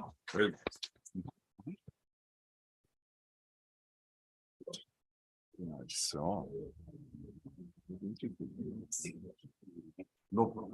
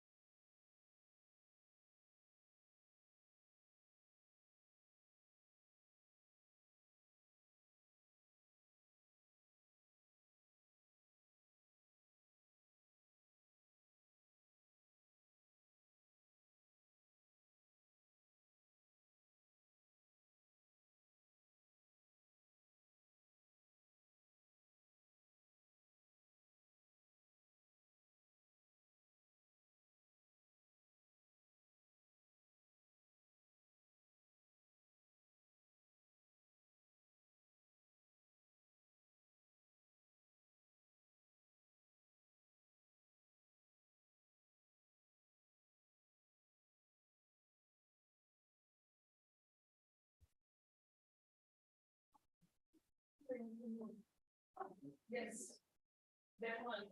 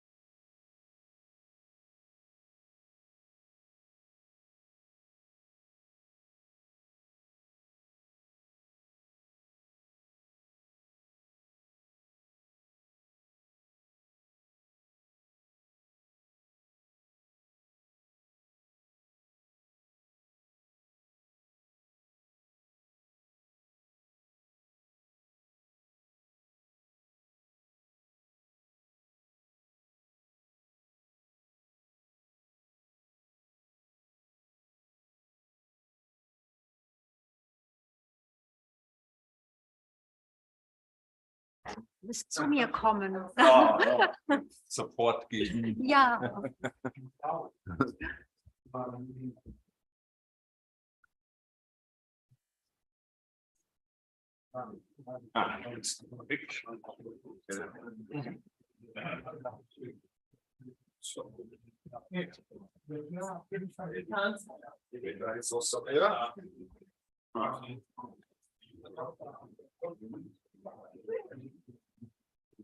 I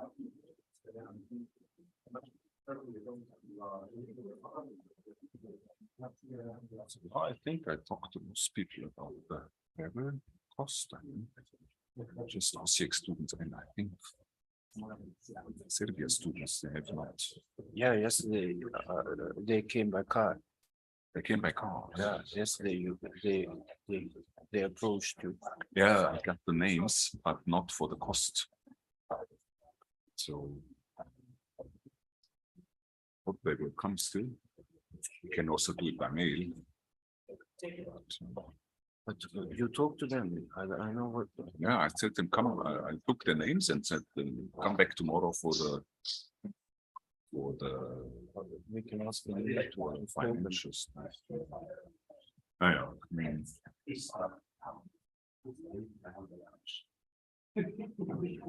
Should we introduce? I can do it.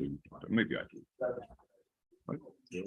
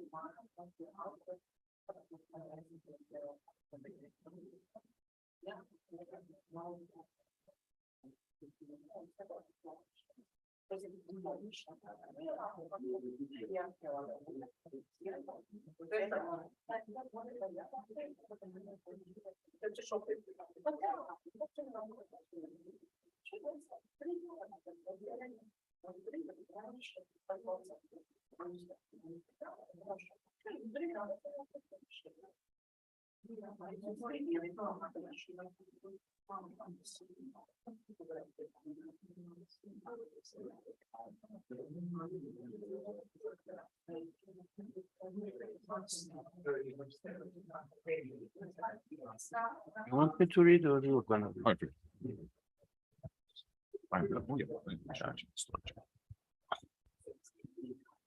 Hello, everybody. Welcome back to our final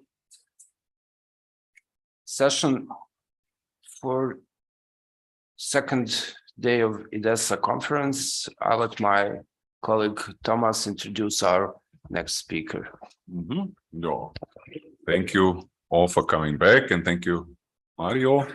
We start our last session, the last afternoon, and it's a great pleasure for me to welcome Violeta Terculia, who has been studied information science and has worked as a information science researcher both at the Heinrich Heine University in Düsseldorf and in as well as at the Humboldt University in Berlin. So at two of the biggest German institutions in information science, is very well familiar with them. Unfortunately, as we might have heard, Düsseldorf is being closed down now, so that's quite unfortunate. Now she's at a non-profit organization that's called Grenzenlos Digital, digital without limits, without borders, and they are involved with the Humboldt University in a very nice, interesting project on combating misinformation, and I'm sure this will be one of the topics of the talk, I guess. So please, Violeta, thank you for coming, and we're happy to hear your talk. Thank you very much. Yes, can you see my presentation? Yes. Okay, great. I'm going to talk about digital inclusion and the role of digital skills for social participation. First of all, I would like to give you a short overview of our institution. Grenzenlos Digital is a non-profit organization based in Berlin, in Germany. As Thomas said, I'm an information scientist and I'm vice chair of the board of this organization. And together with other several information scientists, we founded Grenzenlos Digital 3 years ago. You could translate our name into boundless or limitless digital. So our goal is to promote digital skills and transfer information science expertise into solving problems around digitization. And the objectives of our institution are the promotion of general and vocational education in the field of digitization, information literacy in the internet, and the skills required for this purpose. Second, gender equality through information literacy and digital skills education. And the third one is science and research in the field of digitization and its impact on society, as well as in the field of information literacy and digital skills. Yes, today I would like to talk about the digital divide and how this gap manifests not only in internet access and connectivity, but more and more in digital skills. So we heard a lot about that in the last 2 days. And in bridging the gap, we need to promote digital skills. And one of the main drivers, we need to promote digital inclusion, and one of the main drivers for digital inclusion are digital skills. So, and then I would like also to further speak about a project we are currently running, which teaches basic digital skills in a completely digital environment, allowing for synchronous and asynchronous learning. So let's dive into the factors that constitute the digital divide. The discussion about the digital divide is not new. In the early internet age, this divide described mainly differences in access to and the use of information and communication technologies. And the measurements of this digital divide were primarily access to ICT or connectivity. This is, of course, still a problem today, especially among socio-economically weak population groups. But today the focus is less on the technical access to ICTs. Now the factors that describe the digital divide lay in the different use of the internet, from which this knowledge gaps arise, and these have an impact on equal opportunities.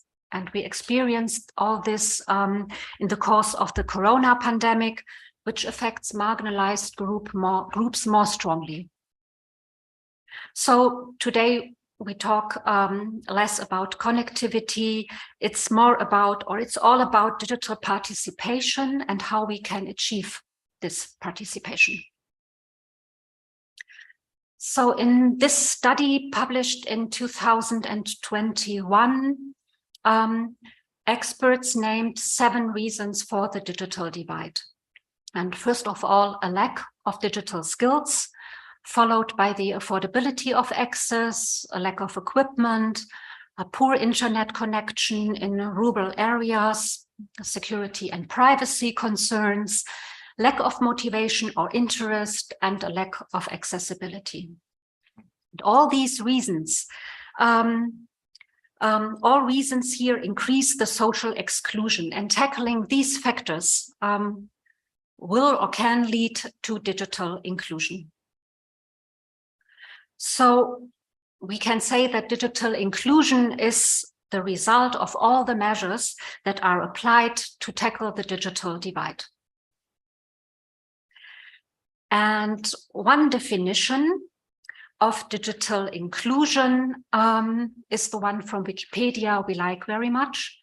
And it says, digital inclusion involves the activities necessary to ensure equitable access to and use of information and communication technologies for participation in social and economic life.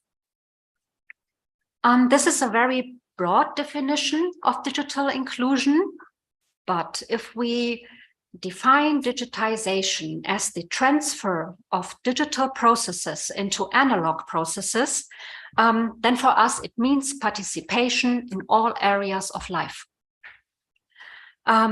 Beginning from the access to ICT to using digital skills in a way that is helpful for people's life. So, for example, in the area of work, digital skills determine whether a person has any chances at all in the labor market, except in the low-wage sector. But it begins also with that digital skills are, for example, necessary to be able to find a job on the internet. Or, for example, in the field of education, we heard a lot about that. We heard a lot about open educational resources. This is taking place on the internet, and the self-learning is also taking online. Or, for example, in the health sector, the digital assistance systems are becoming more and more important, and also apps for different diseases we are using in our daily life. So, as mentioned before, we can understand digital inclusion as a solution for the digital divide and apply measures that tackle the reasons for the digital divide. So, and we can do this by focusing on the following points. We can first of all promote digital skills. We can make access affordable. We can provide equipment, enable and improve internet connectivity, especially in rural areas, educate about security and data protection, promote motivation and interest, and ensure accessibility. But the key measure, and one of the biggest factors for the digital divide, is the lack of digital skills, as also mentioned in this study. So, what actions can we take now to promote digital skills? First of all, we need to define what is meant by digital skills. And this influences, on the one side, the way we teach, and also how to measure the progress. So let's start with a definition. Or try. The concepts of digital skills, digital literacies, information literacies, or digital competencies are often used as synonyms. And we heard about that also, and it is important to know that when studying digital skills or literacies or competencies, we should always have to take into account the conceptual distinction, the complexity, and the multi-layered character of these different concepts. And according to this publication from 2017 from IDESA, we define digital knowledge as the knowledge about digital tools, digital skills as the ability to apply this knowledge, and digital competence as the use of these sets of knowledge and skills for one's personal development. The second thing what they have done in this paper is very important and helpful. The authors examined the commonalities and differences of 13 digital literacy frameworks. This is very helpful because a framework always gives me, or can give me, the definition what a digital skill is. And what they found is that all these different digital literacy frameworks can be categorized into 5 groups. The first group is the operational, technical, and formal skills group. And this is the knowledge about how to use or to know something about hardware, for example, how to use digital tools and software. And information and cognition, this is more about critical skills, the ability to evaluate and assess information. And digital communication, this is here users should be able to construct or understand messages or exchange messages or share content. The fourth group, the digital content creation, here users should be able to create new knowledge, units of information, media products, or any other digital output, which will contribute to a task, achievement, or a problem solution. And the last group is the strategic group. Here users should be able to use information towards a personal or professional goal. And one framework, which is also explicitly mentioned in this paper, is the Internet Skills Scale from Van Duysen and Van Dijk, which distinguishes between 4 types of practice-oriented skills. And this scale locates the skills in a framework from less complex to more complex skills. So from top to down or from easy to difficult.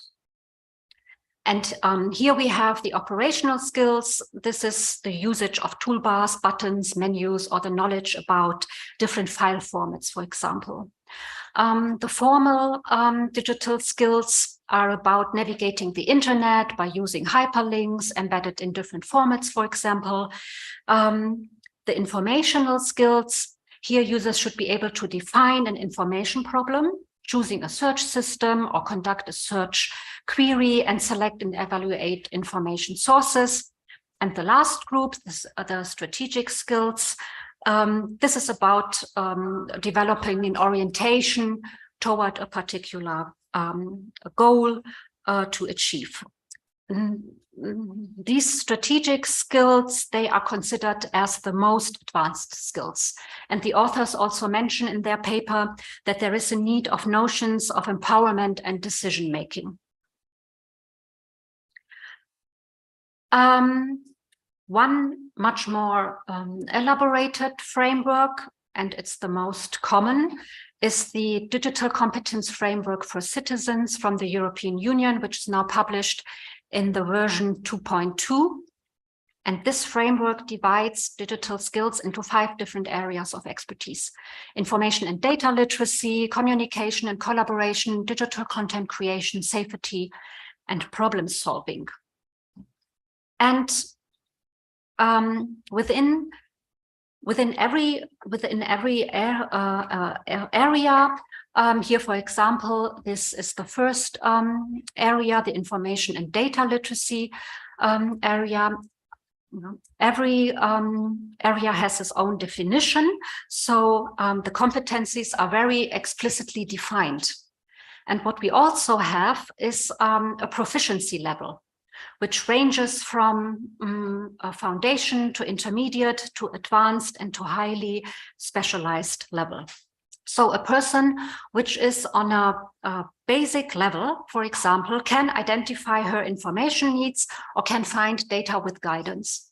Whereas a person which is very highly specialized at the most advanced level, which is here on the bottom, can create solutions to solve a special problem.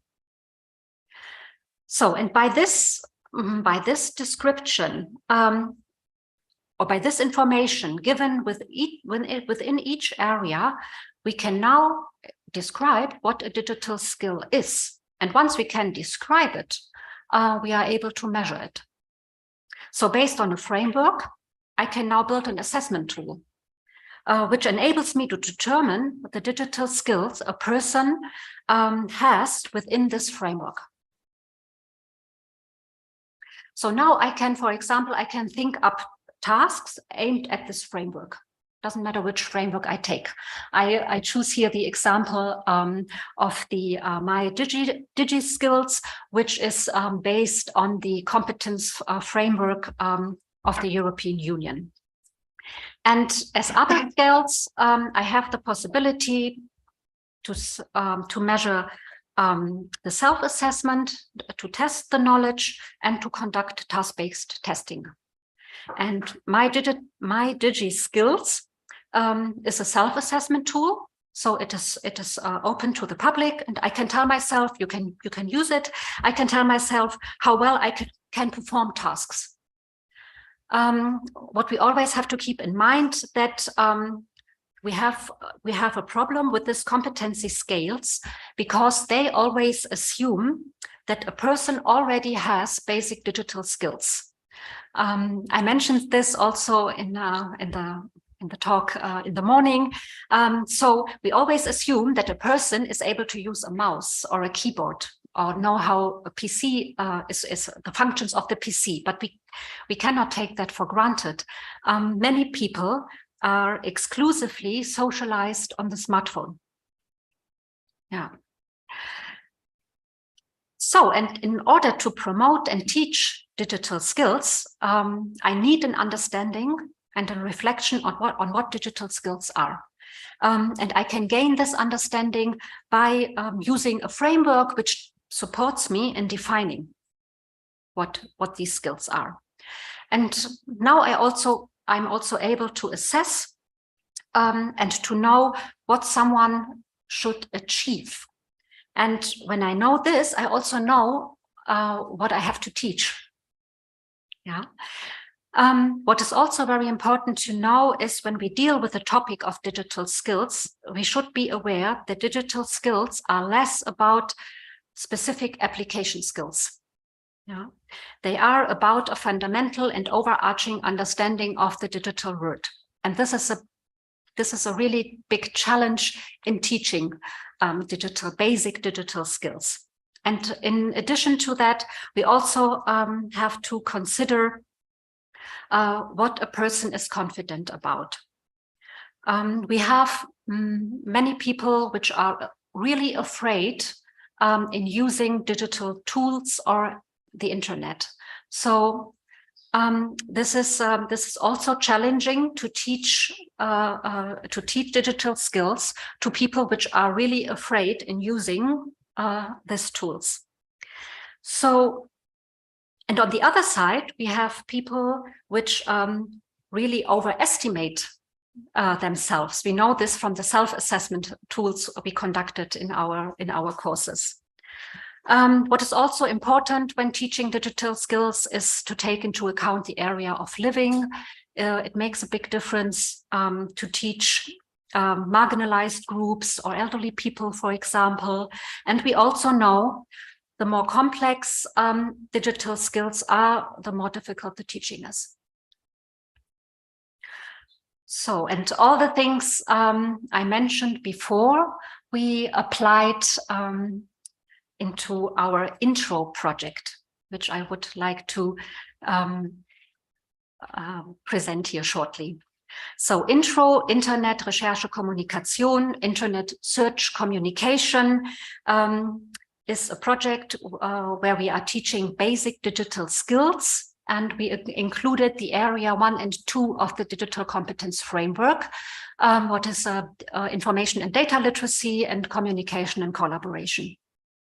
Our target group are refugees or people with a migrations background, and we created a time and location independent course so that the people can participate from anywhere.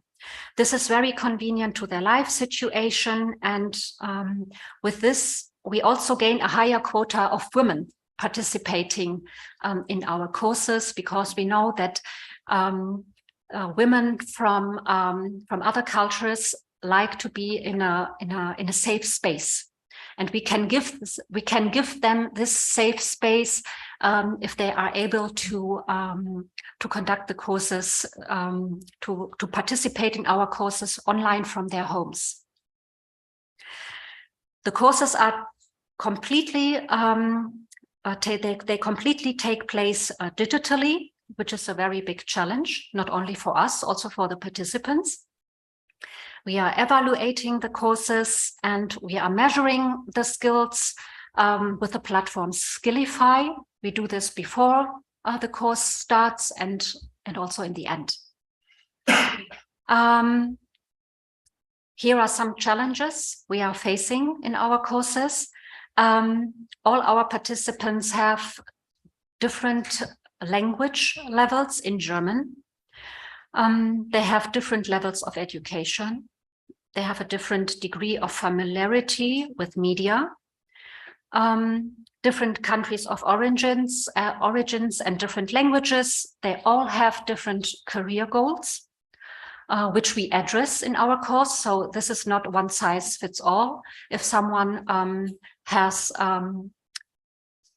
if people have different career goals, we try to address this in our courses.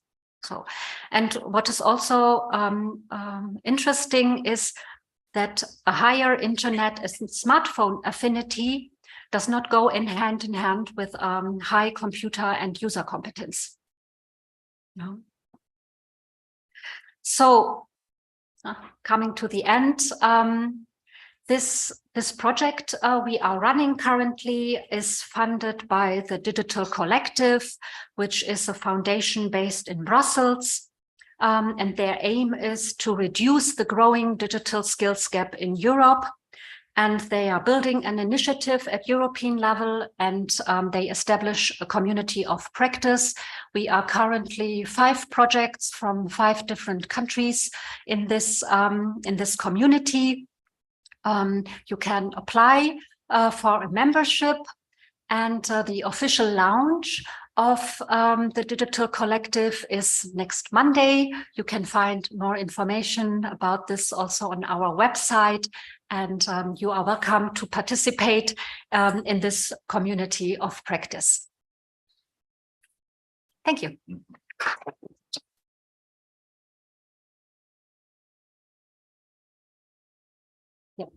I also have some references.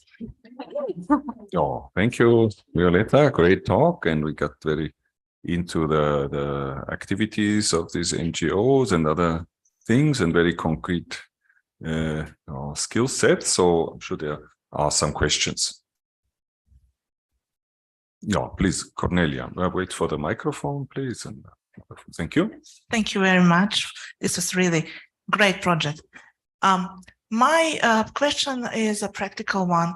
How do you get in touch with the participants? How do you reach them?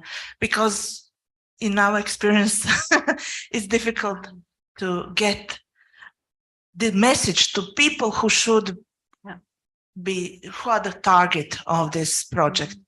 Yes, this is a really good question. Thank you for this. Yes, this is a very big challenge. And when we started the project, we have a bigger network in Berlin and also in Hamburg with other social organizations. And we started writing emails, posting this on social networks, and this doesn't work at all. So what we have to do and what we have done is we are going into the social organizations. We are going into camps, into hostels, into this.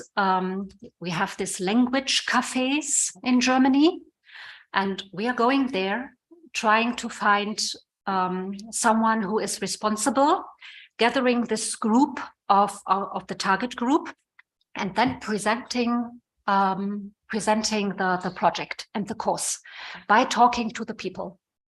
And this is very time intensive, but it's really worth, because if you have, let's say, maybe 2 hands full of people, then they spread the mouth, and then they come one to another, and then it goes into their network. And if you have found maybe 1 person and it's spreading it in network, then the people are coming. Yes, and this is the way we are doing it. Yeah. Yeah. Joachim, please, next question. Yeah, I'm interested how learning happens. Is it more like knowledge transmission, learning goal, content, test on an individual level, or is it also connected to social learning with others and communication? we have two different options. We have all the learning material in an online platform. As we are a nonprofit organization, we have the possibility to use the Google suite, which is Google Classroom in this case. Yeah, we are not able to do this with Moodle, for example, because Moodle needs a high administrative effort. And so people who are coming into the course, they get an onboarding, a digital onboarding or an analog onboarding, and then they have the possibility to attend their course on their own. So they find their video introducing into the session. They have slides, they have tasks, and there is always a quiz. They have to perform this quiz. So, or they have the possibility to come to the sessions, which take place 2 times a week. And then we also have at 2 times a week a question and answer session. So people can come to one of these question and answer sessions and tell about their problems or ask specific things. For example, if they now want to apply, this course is all about the German job orientation and applying on the German job market. I forgot to mention that, that this is the topic. And then they have the possibility also to interact with the others. So this is, we do this all via Zoom. So the teachers come into the Zoom session and the participants, and they also can exchange with each other and operating also on different levels. The participants have, we can split them also into groups and then have to act immediately on the different levels they have. So, and in the end, the course exists of 10 sessions, 10 units. Every unit has this quiz also so that someone can look, okay, have I understand this? Where are my mistakes? What can I make better? And then in the end, they are coming also to a Skillify assessment to see, yes, did they improve? Or maybe have we done something not good in our curriculum? Or maybe we have to change something. So this is how we are doing this. And your language, English, German? No, German.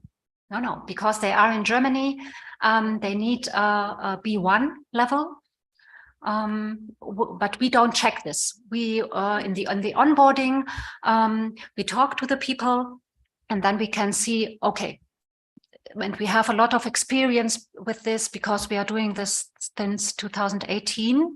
We started in an analog way. And we saw that this is really time consuming because it is a one-to-one learning. And with this project, we are able to do it online and to make it more scalable to more participants.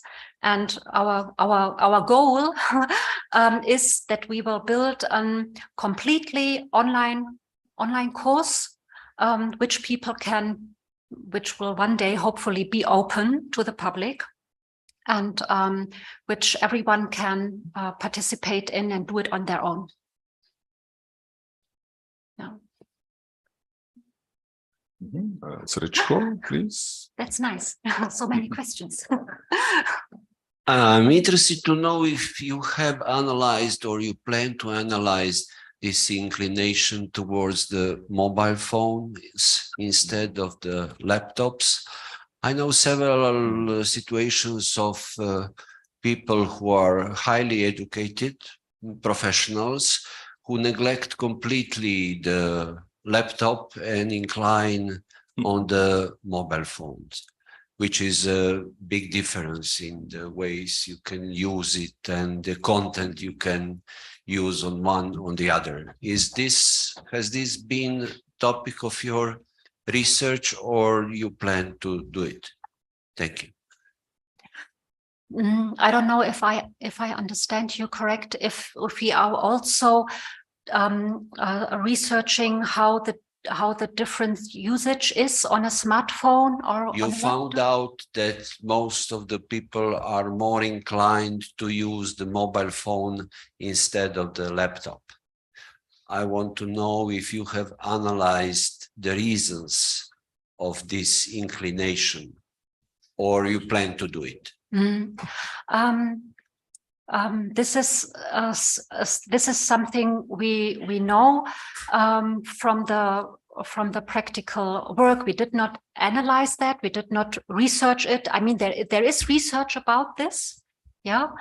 But when people are coming into our courses, some of them never used a laptop because if they apply, for example, for a job in their home countries, they did not apply over the internet or over or digitally with a digital application. They are only socialized at the smartphone. They are very good at the smartphone. Yes. They know how it works exactly. But when coming to the usage of the laptop, it is sometimes, or for some people, they never used a keyboard or never used a mouse. And when applying for not only applying for a job, but also working, you always have the need to work on a laptop. And this is then really, really challenging because then you have to start from the scratch and to give someone a course by showing how to use or how a laptop is functioning. So, yeah. Nobody has the laptop, and a lot of people has a smartphone and not the laptop. Yes, yes. Many people do not have a laptop at all, and they come because our target group, and we also see this in the Corona pandemic. Yeah, many children in school, they didn't have a laptop. Yeah, this was a really, really big problem. And when refugees came to Germany, they have a smartphone usually, and then the next big problem is the internet connection, because they are very poor in the camps, also in the hostels. And then conducting a digital skills course is really, really challenging. But then you have to find ideas and possibilities, how to give people the devices or where the internet connection can come from. But yes, this is challenging.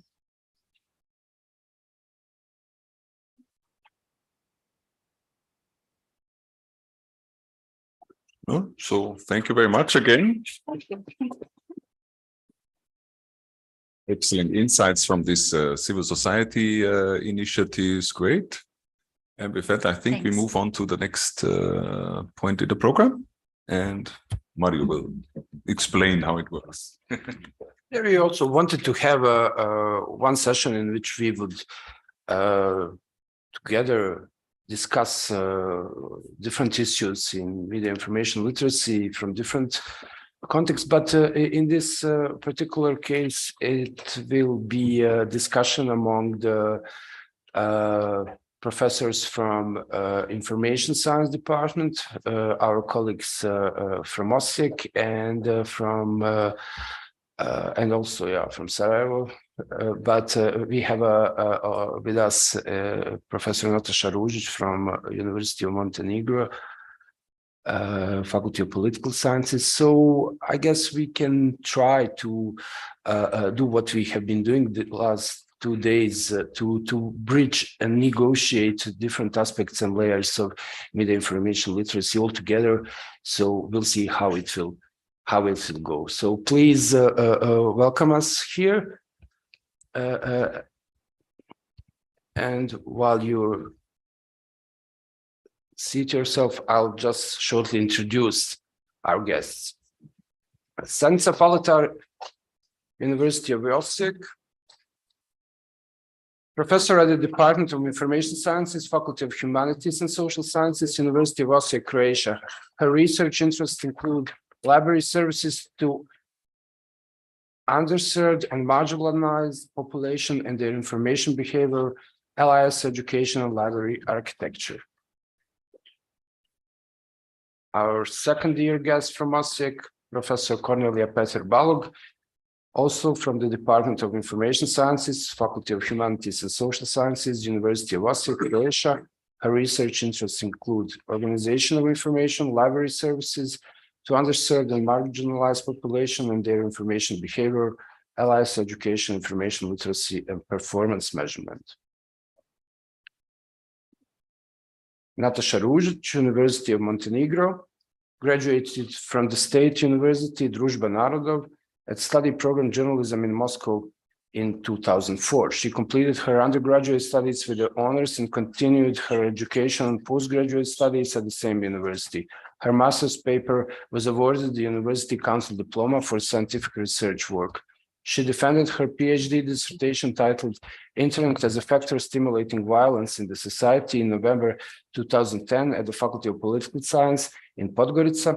In September 2011, she was awarded the title of Assistant Professor for the following subjects: Introduction to Journalism, History of Journalism, Media and Crisis Situation, Journalism Ethics, and in March 2017, the title of Associate Professor. And our last speaker at this podium session is my friend and colleague. We work together at the Faculty of Philosophy, Department of Comparative Literature and Information Sciences, Feđa Kulenović, who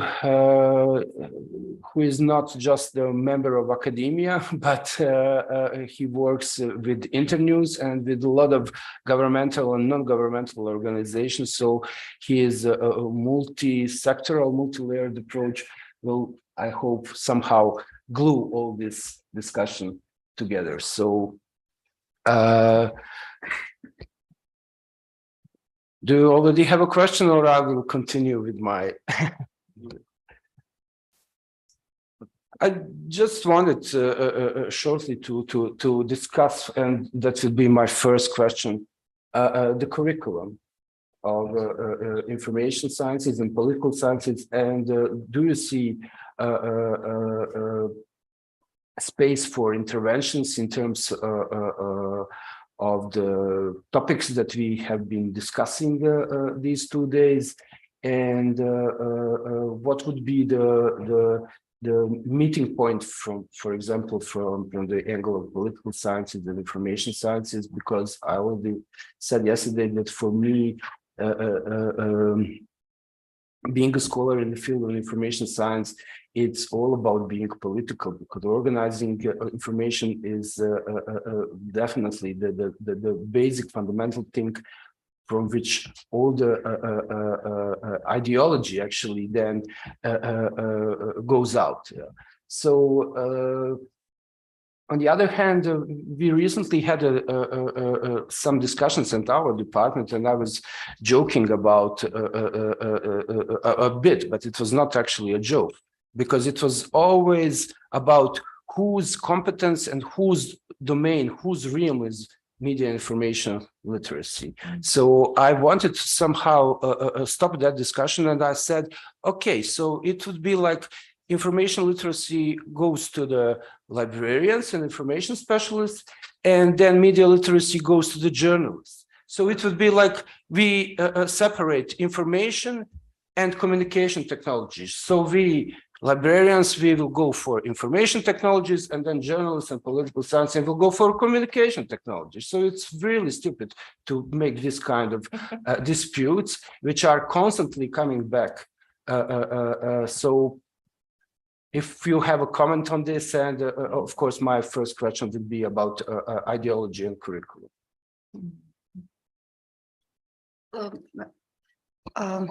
Thank you, Mario, for inviting us and including into this discussion. As Mario said, I'm coming from Osijek University, and I can tell a few, describe how we do it at our Department of Information Sciences. Our department is relatively young. We are 20 something. We Okay. have around 150 students and 23 members of staff. And when we received an invitation to participate in this event, I actually took account of the courses that we have in information literacy, and was actually surprised to see that we have 8 of them. We have undergraduate and graduate level education in information science, but at the master degree, students can choose a thread either in information science, information technologies, and publishing. So at these study programs, we have 8 courses, 3 at the undergraduate level and 5 at the graduate level. 4 are obligatory and 4 are elective courses. So it's very much, a lot of attention is given to this topic. We talked about the digital skills and what is digital competence. So we also, of course, have courses which focus on these computer skills, how to use devices. Cordelia could say something about the projects that we have with the senior citizens, which really have problems with using the devices.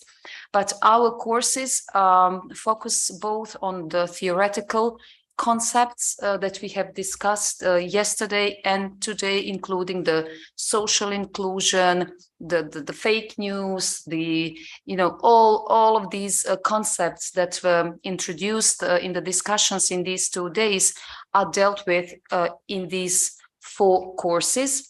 And the learning curve starts from the basic the skills and knowledge in the information literacy as defined by learning about the different sources of information, about learning how to find and search for information, how to evaluate information, and then use it in a constructive and critical way.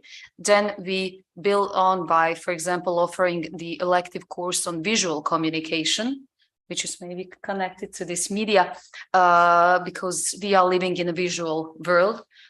So we are teaching the students to think critically about the visual communication and the role of visual messages in the contemporary society.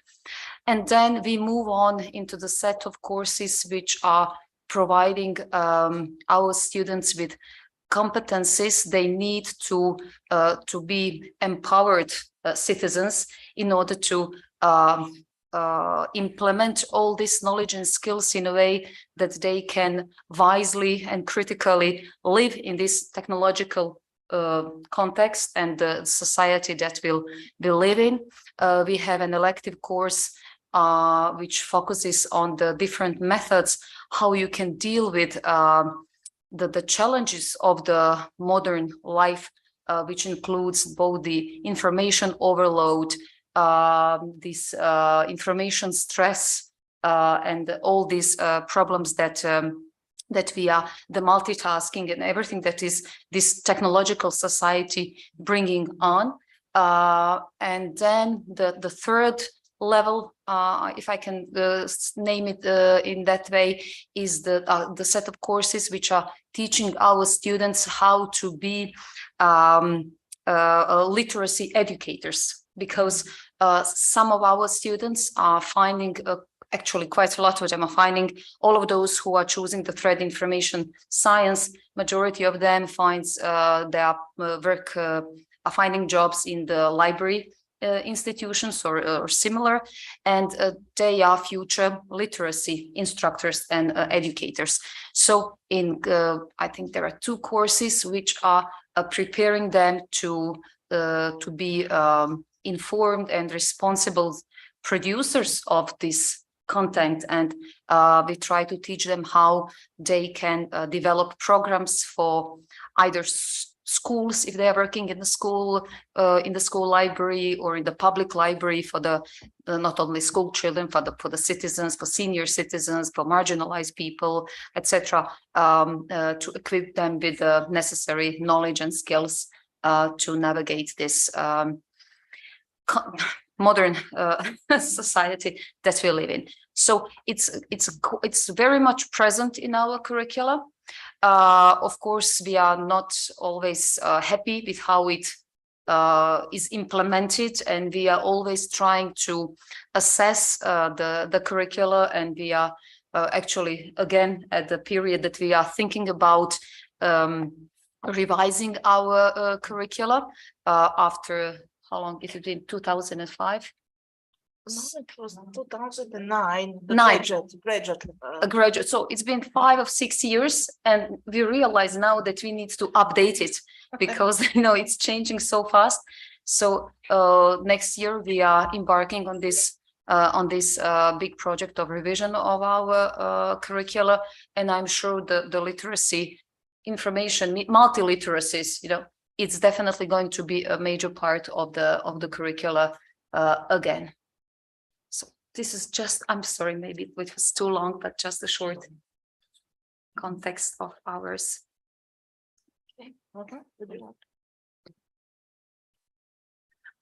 Thank you very much for the invitation. I can say that at the State University of Montenegro, we have 19 faculties, and only at the Faculty of Political Science, we have 3 study programs. One of these is Media Studies and Journalism. So the future journalism has obligatory course on 2nd year of basic studies, that is media literacy. So I'm teaching this subject, this course. I have over 40 students every year. So I can say they are pretty convenience that they are knowing everything about media literacy, and that nobody should teach them about that. And actually, when you see and when we start to actually speaking about media literacy, they know how much actually they don't know about media literacy, and they were not asking some questions.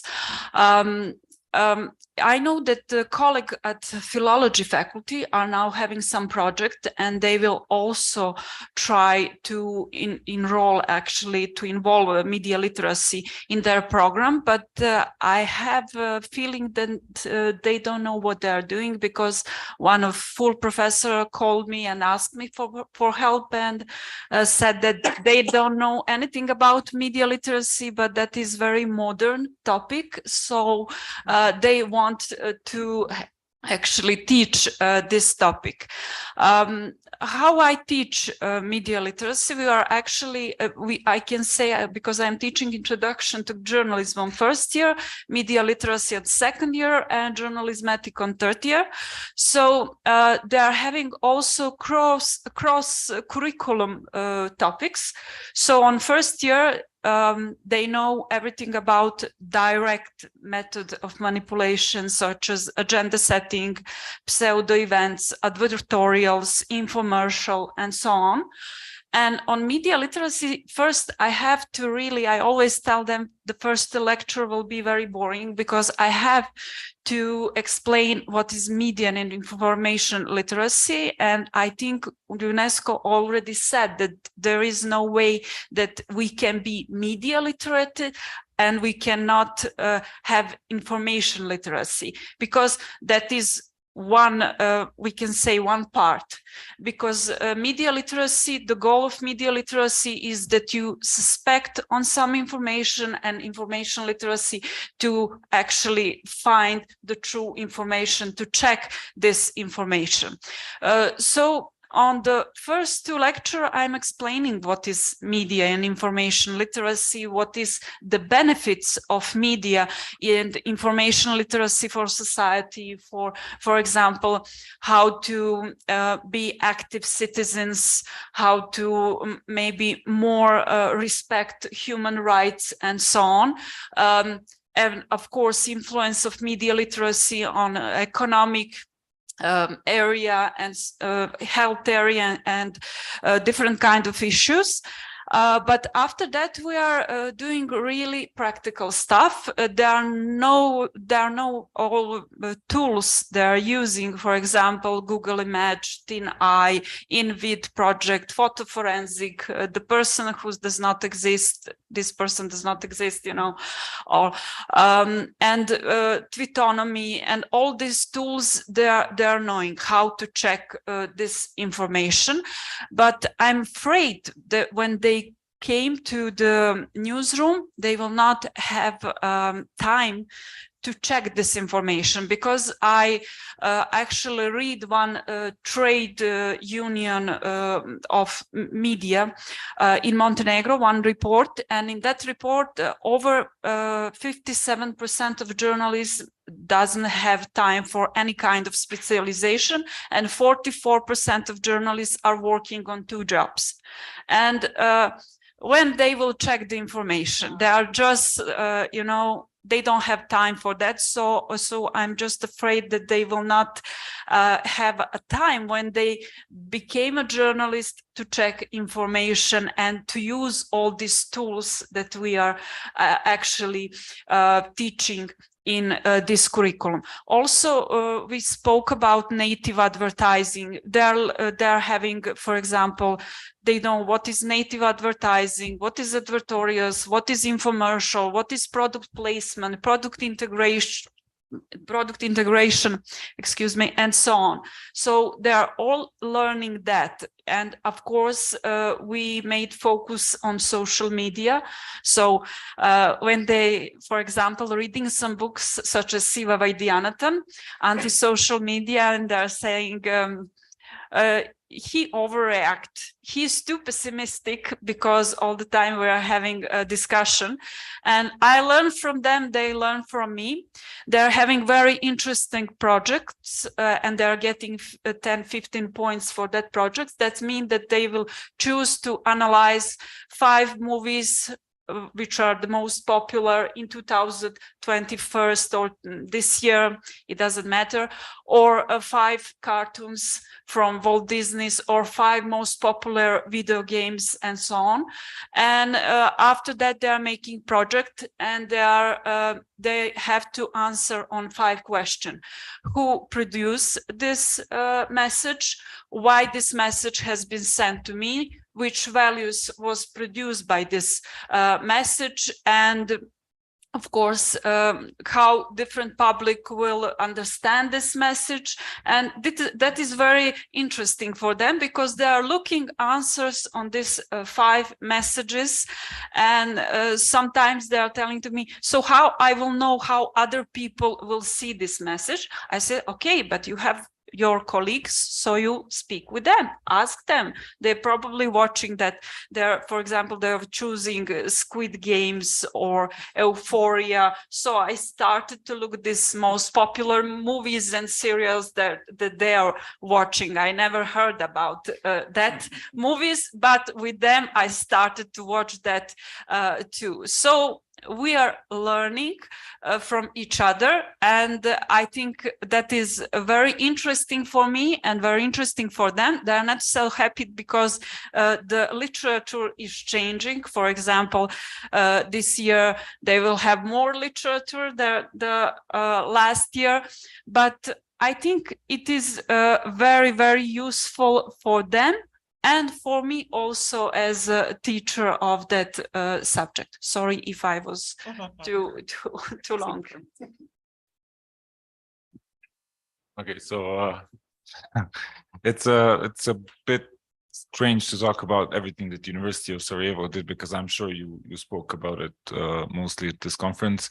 But in terms of the chair for information science, because I'm a senior assistant, so it's a different approach in terms of I try to be as practical as possible. And I would say that my observations, because when I got into the field of media literacy, it came actually from the non-governmental sector, where some of the first efforts have been made in Bosnia and Herzegovina, even in 2013 and earlier.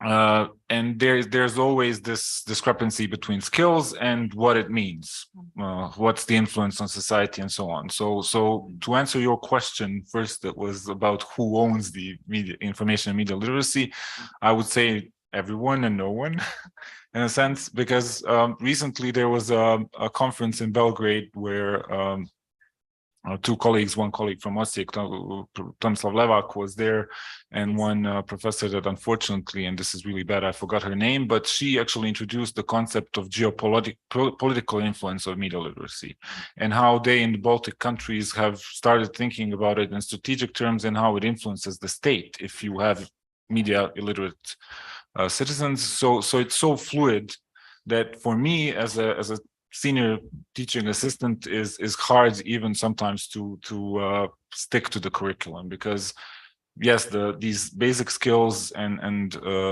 in terms of information and media literacy are important, but the field is so fluid, the cultural effects are so fluid and so on, that we have to raise the issue of algorithms, we have to raise the issue of advertisements in general, but then we have to prepare our students at the chair of information science to actually teach these things on a basic level to different levels of education, but also in informal education. What's their role in libraries if they end up there to actually inform every member of the library about these issues without actually having a formal program. And it's sometimes very challenging for them because like you said, the first class is always the definitions, and it's very fluid for them. They always focus on social media. They always focus on themselves, what their problem is. But then we have to talk about the digital divide, which is also, as we've seen, very expensive, and it's from the original form that was founded in terms of technical gap, and now we know that it's like just a question of where do you get the screwdriver, but what do you do with it is more complex. And we have to talk about these issues. So I would say that chair of information science for now, we teach these skills on almost every subject. So even if we do the teach about digital libraries and how do you create a digital library, then we have to talk about information access, the literacy of students and so on, and introduce these topics or refer to them. So it's really hard even to stick to one subject right now.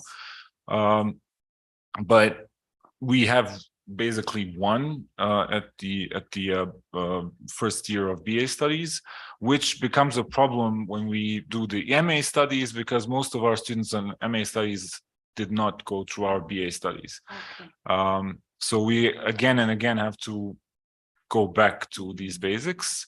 We try to do some gaps between the media information literacy with the introductory subject of into information science. So we start there with some information literacy that are practical, so the students know how to make references properly, at least.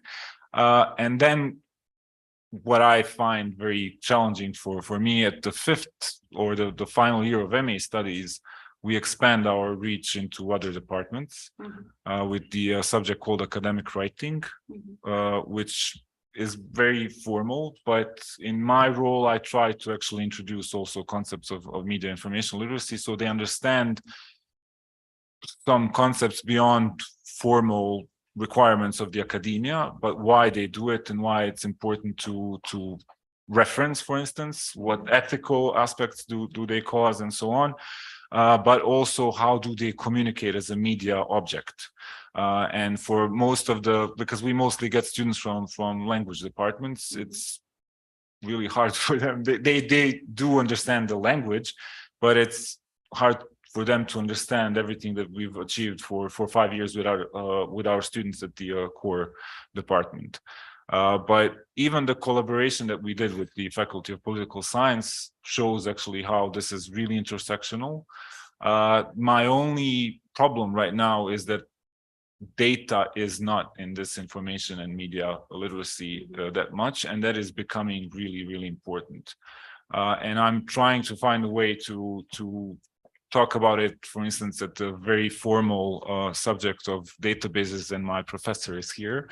And I'm very fortunate that she does give me some liberty to do this, where we do talk about databases as in those very formal ways, but then we have to talk about their political influence, their social influence, and how actually or even if we talk about library catalog as a database, how powerful it is, because librarians can delete people from the past and history.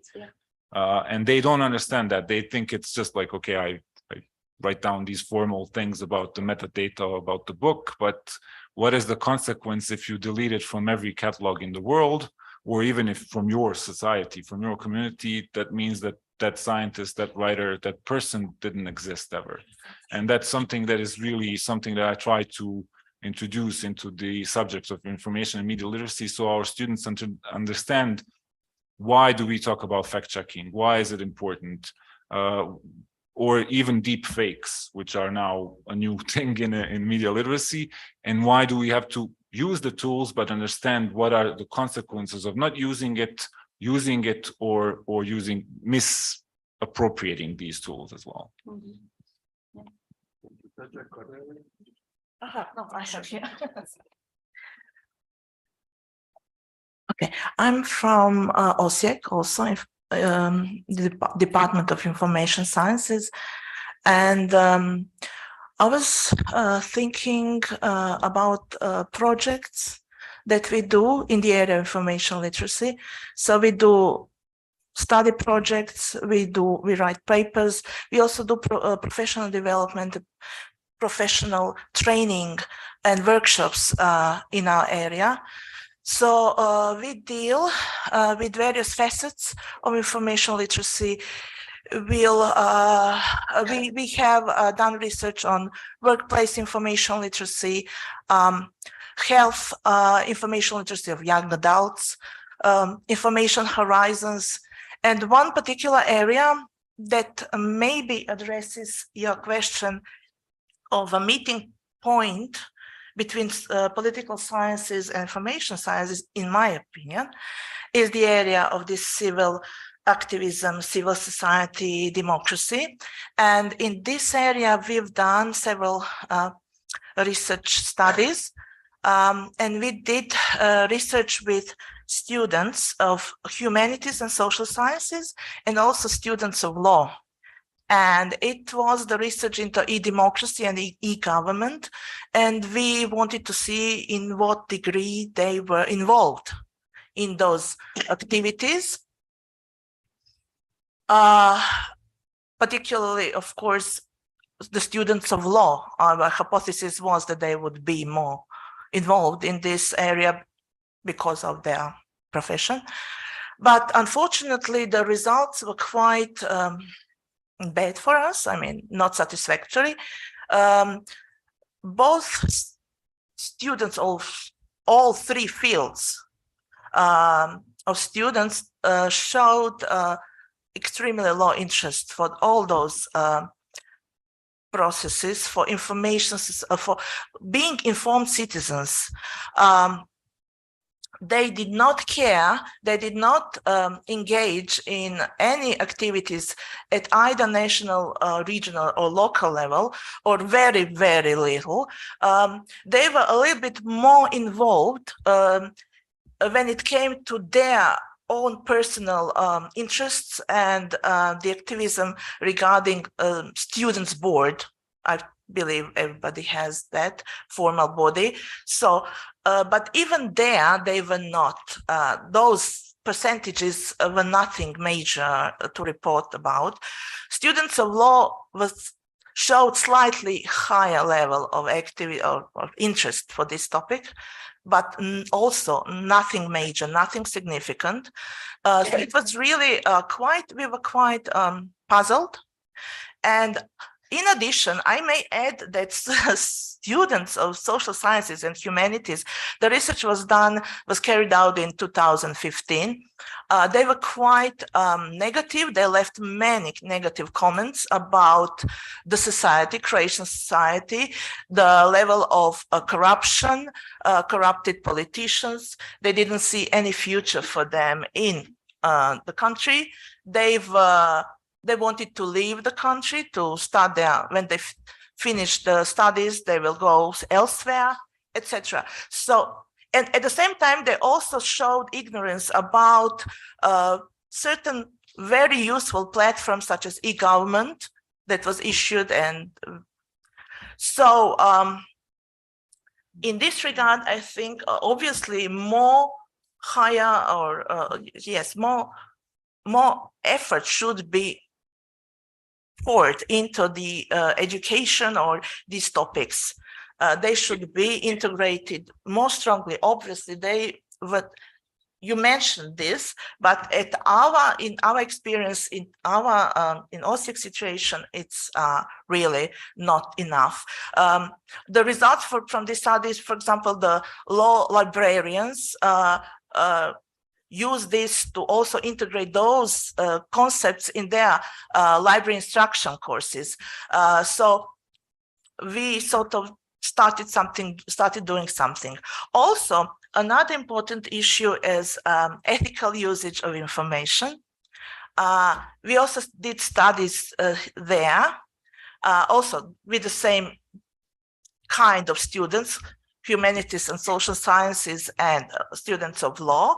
And we realized two types of mistakes or transgressions that were committed by students.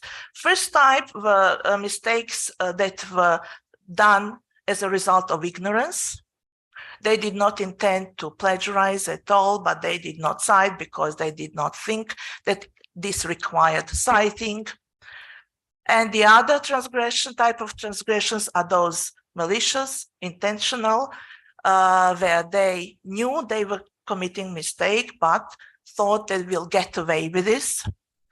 Also, we noticed that in some cases, good students, excellent and very good students, were prone to academic misconduct in the sense that they were willing to purchase seminar papers or other student papers, have somebody else do that for them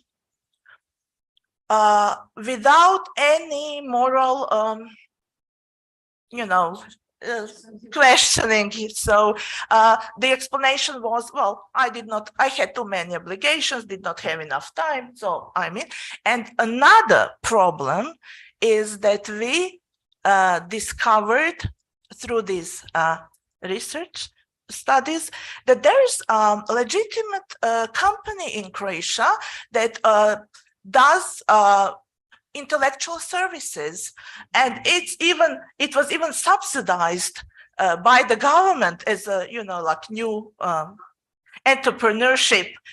And so if you have money, library information science, I'm not afraid about this because library information science do not have money for this, but law students or maybe students of economy, that come from well-off families, and also puzzling, a student on psychology.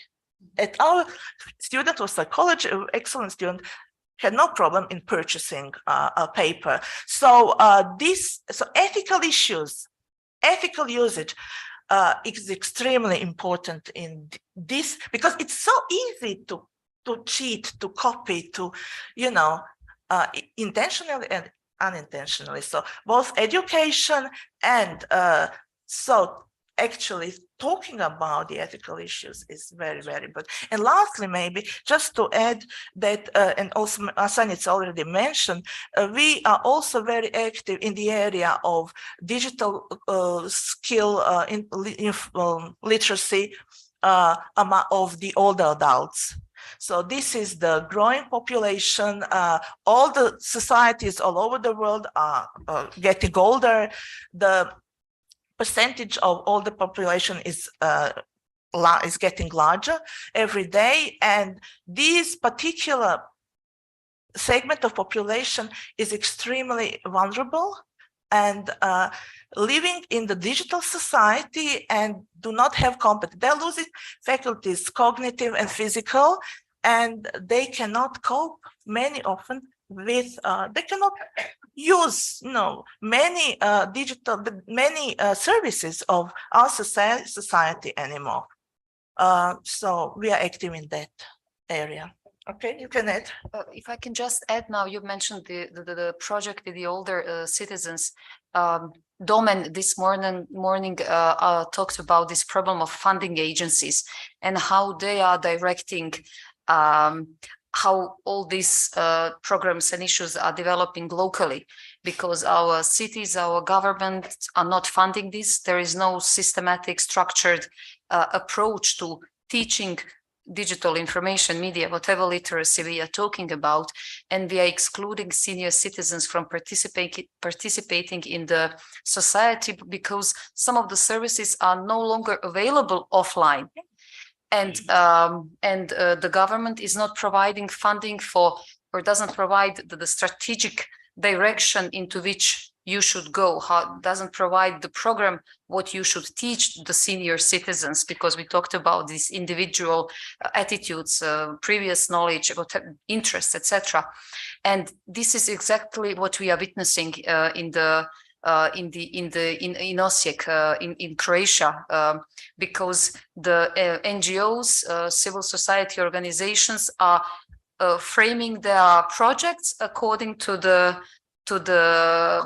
calls of EU, of whatever agency, and then we have fragmented projects, and we have participated in some where you need to target that call and prepare the project accordingly. So it was a very interesting, not a problem, but situation. We have a project on library services for people with dementia, and our museum also got involved in another project on the museum services for people with dementia. But the call in which they responded and then eventually got funded only digital projects. And then they had to prepare a digital memory box for people with dementia, which means that, you are old, you have dementia, and you are supposed to have the knowledge and skills, to open the website or app on your mobile, to use to see some photos from the old times, which will trigger your memory and then be beneficial for the course of your disease. So no, we need a physical box of memories with old photos, old objects. But the project, the founders, they said, okay, we need digital packages, digital materials, and this is how they are directing large amount of money into the ways they want to go, and it doesn't really meet the needs of the people. So this lack of communication, they're not hearing us, or this is major problem, and the money is going. There is money, there is but the will, and then the strategic at the strategic level we are not coordinated, and the things are not going well. No, thank you so much for the first statements. I think there's certainly such business model outside also Croatia, where plagiarism becomes a business. What I see from these few statements is really the big tension of this whole field. I see at least two dilemmas that I noticed when you talked here. One is we had Feta talked about we need to teach people how to cite and reference and how to avoid plagiarism, so very basic thing. So on the other hand, we have this big goal of understanding, as our keynote speakers pointed out, the whole knowledge society and platform economy, and how can we bring these two things, these extremes together under one roof, MIL. So I'm not sure, and maybe this gets too big. And another dilemma that I see is that on the one hand we have this lack of awareness of young students that, I need to learn something. Now you pointed it out, they are not aware of their deficiencies. But maybe on the other hand, we are sometimes also not aware of their knowledge and our deficiencies when it comes to some parts of the digital world or the knowledge and entertainment, where the young people are more knowledgeable, and can we bring this together? So this is at least what I saw. Any comments on this? Or Mario wants to add something? I mean, for me, it's now a common thing because Professor Vazovic and I work that way for the last 5 years, and I mean, this also shows how fruitful and needed not just discussion, but those kind of interprofessional partnerships that we introduced even in our strategical model, where we put school library as a hub in every school to support digital learning, not only for the students, for the pupils, but for the teachers. So it's not about having a new subject, but having to reactualize the potential of not just a library as a space, but librarians as those who serve needs of teachers of every subject, not just any particular subject. So I think that's the basic and fundamental goal of library information science profession today, how to approach the literacies, because it's not, of course, only about the books, only about the content, it's about support. And it became clear that it's during the pandemic time, that it's not that media information literacy, it's not just how to install the teams, but how to change the methodology of teaching in a changed environment. So that's those questions were driving us towards trying to encompass in our model this multi-layered approach to the media information literacy. So I'm really glad that we speaking all together now as a academics, but seeing and the value of having close to us, close to our comfort zone, let's say, of our disciplines, these kind of topics. If I just may add something here, regarding what you said about the importance of school libraries.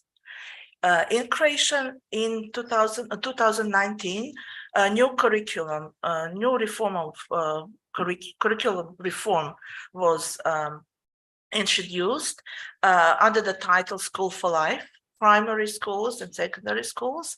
And the idea is to educate students, pupils for life, prepare them for life, for problem solving, for critical thinking, to obtain competencies for 21st century, for lifelong learning, to become independent learners and researchers, etc. And it's being introduced. And the creators of this reform envisioned several cross-subject topics to be covered during the education. And one of those topics is also civil society and informed citizens. And the other is information and communication technology. And part of this is something that we will recognize as information literacy. And they also envision that school librarians will be active in those, especially information communication technology topic. And that's why for us as educators of those future librarians, school librarians, it's very important to address all literacies, because they are going to be actively involved in teaching our children. So we have a question, Domen? Yeah, so I would just like to reiterate or emphasize the issue of funding and the way policies are being based, or policies are being developed based on the type of funding that is applicable in the field. And I'll give another, like a parallel example. So during the pandemic, we started mapping out the pseudoscientific literature in Slovenian libraries. So we were first selecting or making a list of like top 10 worst pseudoscience, anti-vax books and pamphlets and magazines and, you know, printable materials from Kennedy Jr. and the rest of the anti-vax hooligans. And then we went into Slovenian libraries and we started looking for those books in the libraries. So what does that mean? If a book is in the library, it means that the library made a deal with the publisher. The publisher probably got some money, and he's now getting money on every book transaction or book loan. Yeah, but borrowing. Yeah. And we realized there's like a ton of anti-vax books in Slovenian public libraries that weren't purchased ironically, right? So we found out, we found an anti or a pseudoscience book in a technical library of Slovenia, and we guessed that it was probably bought as a joke or as a competitive study, but there were like public libraries filled with these books, right? And we've inquired upon the National Librarian Association, first we asked them what's the procedure of purchasing those books in general. And they said, well, these are basically economic deals between publishers and librarians. And because libraries don't have enough money or don't have enough money to purchase all of the books that they want, they usually, pick the books, or they sometimes pick books that are cheap, or maybe they get a better deal. You get 2 pseudo-scientific books for the price of 1, right? And it was a very, an eye-opening experience in terms of, again, underlining the financing model of libraries and the financing model of pseudo-scientific books, right? Because when they get money from the libraries, then they can, translate another pseudo-scientific book or hire another person to push this trash onto the public, right? So I would again reiterate that it's not only the question of topic selections and focuses that are playing out in the field. We have to bring this on a political / economical level and question the financing model and question the feedback model that supports this financing model, because every project then has a feedback loop. It has a report period where you pat yourself on the back and say what a wonderful job you did with the money that you got. And I think it's very crucial to sort of rethink that issue as well. So the feedback loop that enables these projects to continue, right? Because I'm guessing that nobody who got funded by EU Commission or grants didn't write in the feedback period, this project was a total disaster. We've spent all the money but didn't do one thing right because But they usually go, oh yeah, we did a wonderful job. Keep on funding these, fruitless projects because this is the best thing ever, right? So because I really think that, in our case, like the Citizen D, when we started working in 2015, we said right off the bat, we're not going to take public money. And we didn't. So from 2015 until now, I think we got like 2,000 euros from the budget. And most of that money was basically gas money for a project we did driving up and down the country. Everything else was funded by other resources that had absolutely nothing to do with the government, with government tenders and anything like that. And that enabled us to sort of do the things that we're doing, because we would never get funded by the government for doing the stuff we did or we're doing. And it opens up a really important question that usually goes unnoticed or undebatable, exactly because the entire or the majority of NGO sector and the majority of academia is grounded in that money, right? Without money, NGO sector does not exist. Without that money, academia sector is, I'm not going to say that it doesn't exist, but it's worse off, right? And rethinking that will probably solve, a lot of problems that we are seeing now, and we're applying or we're tackling we're tackling individually, but at the same time ignoring the core issue that lies underneath. Okay, thank you. Thank you very much, John, for your illustration and intervention.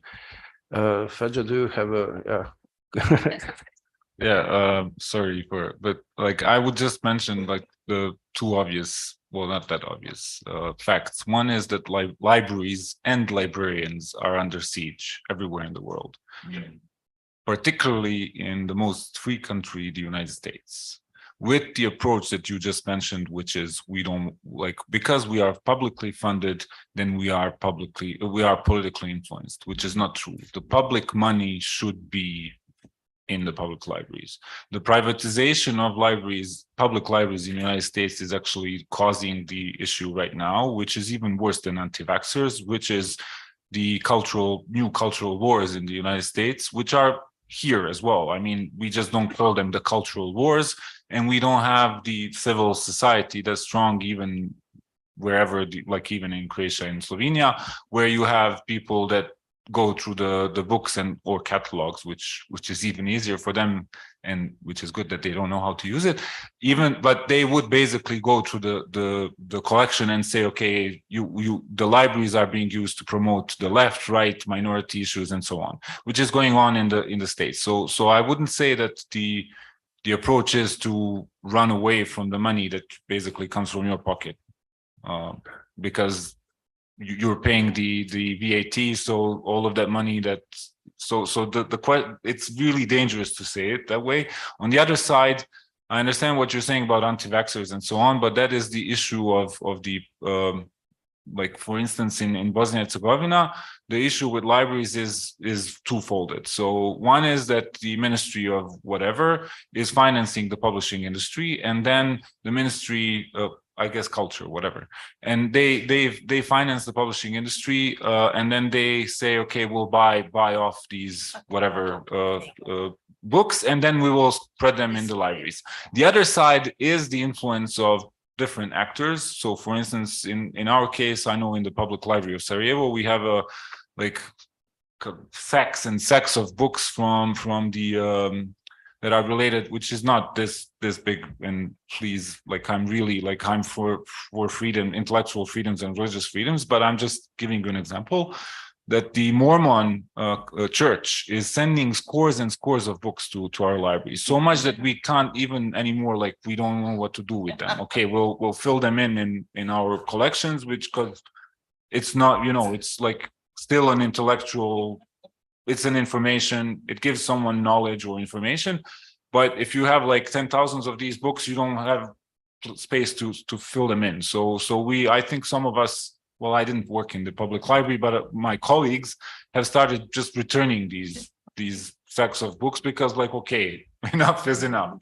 So that there are all these issues, plus the copyright issue where publishers realized, and that I will finish with that libraries they sprung up for a specific reason, which is to support the industrial age and blah blah, new workers. So it's always about getting people rich. I'm not saying we didn't, but the other thing is that now we have to actually fight back with some issues, and that's why we have to teach the students to understand what are the political consequences, not only financial but political and social consequences of even selecting a certain vendor for the information system.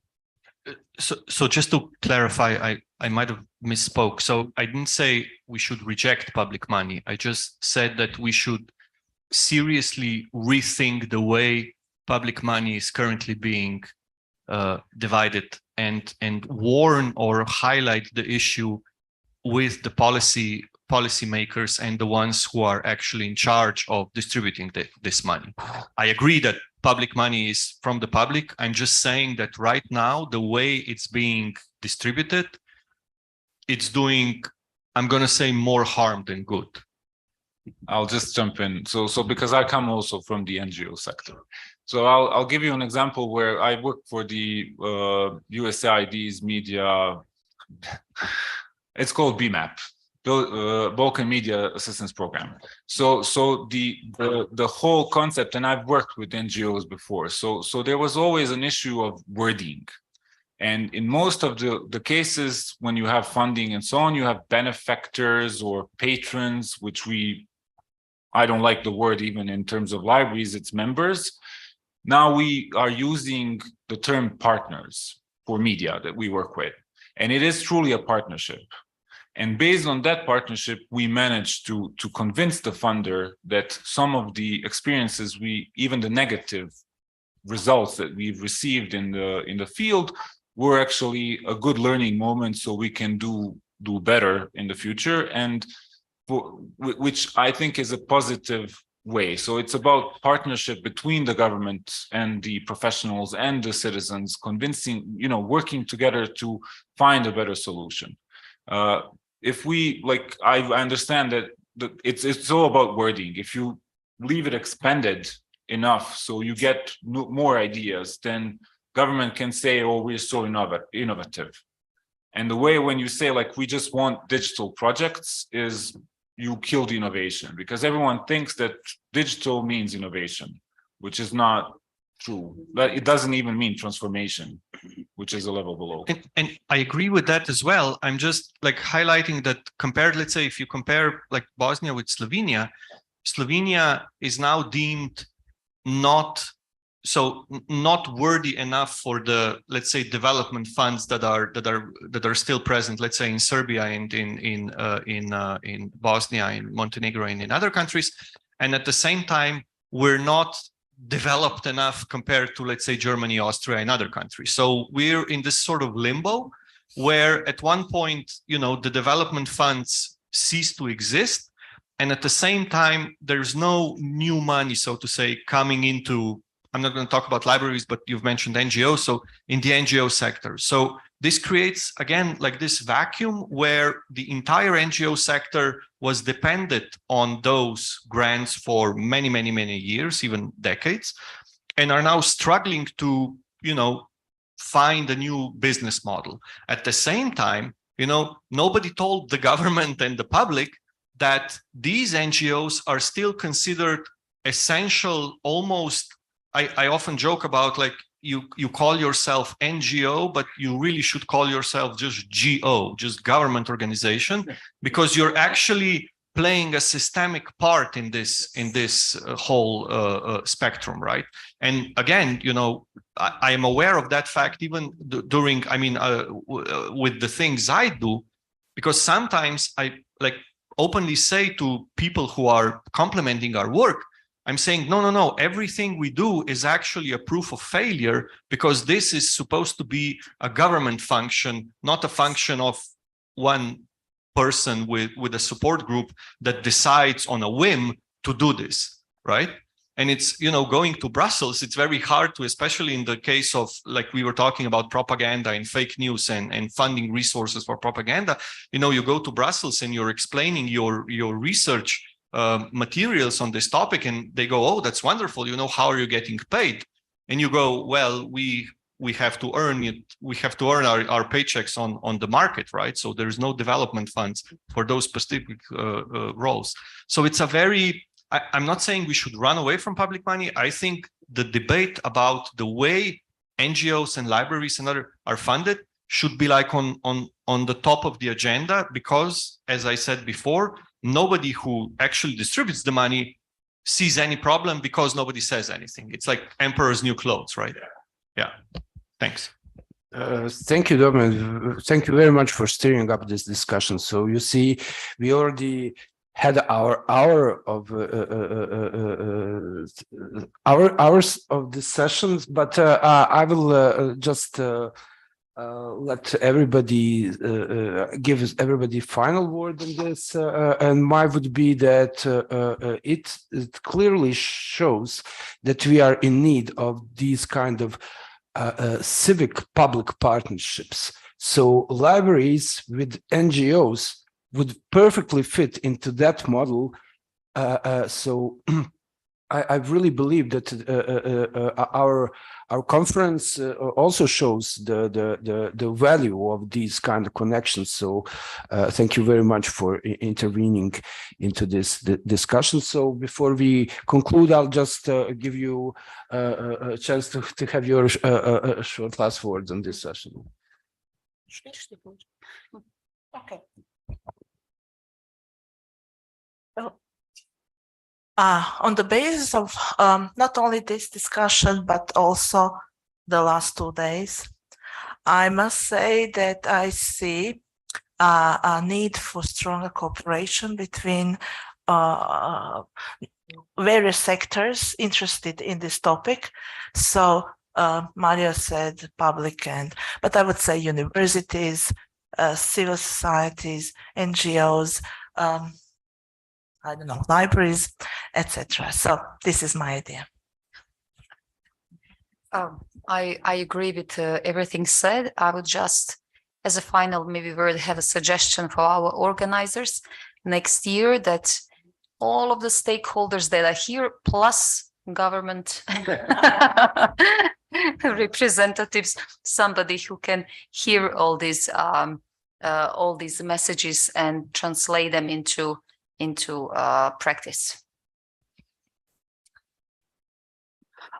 I think that the only way to be good informed citizens is knowledge, education, and I think we should work on that, because I see in Montenegro and here we still use wrong terminology such as fake news, and I think we really need education. I see that NGOs sometimes, somebody was talking about that sometimes NGO are just taking grants and money for very popular topics, and even fact checkers organization in Montenegro are having classification of disinformation, fake news, and misinformation. And we all know that in the handbook of Clever World there is information disorder, and that since 2018 fake news is not terminology which we will use. So disinformation, misinformation and malinformation is correctly terminology, but I think it is very, very important. So knowledge and education will actually make from us well-informed citizens. Thank you.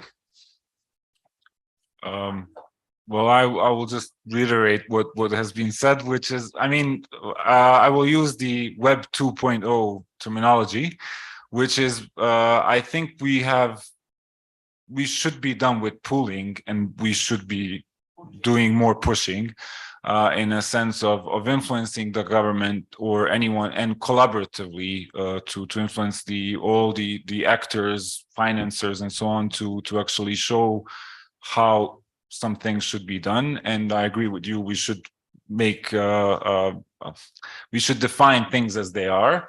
Unfortunately, deep fakes are deep fakes, so fake is there, but that is the only way forward, is basically that we all together push towards influencing those who decide about the money and make this decision makers how things should be done for the benefit of us all. So we actually, in terms of universities, show that academia actually doesn't only educate, but also acts upon its words and influences. And that's it.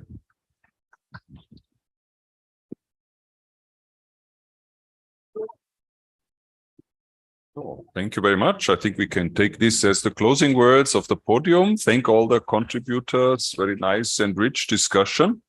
Lots of different aspects that we covered. So thank you all. And with that, I think we move to the next point. So it's the last point. I'm really glad that we managed to have this in our program. Here is with us our dear friend, Professor Tatjana Paracelsic, also the editor of Question Herald of Librarians, that we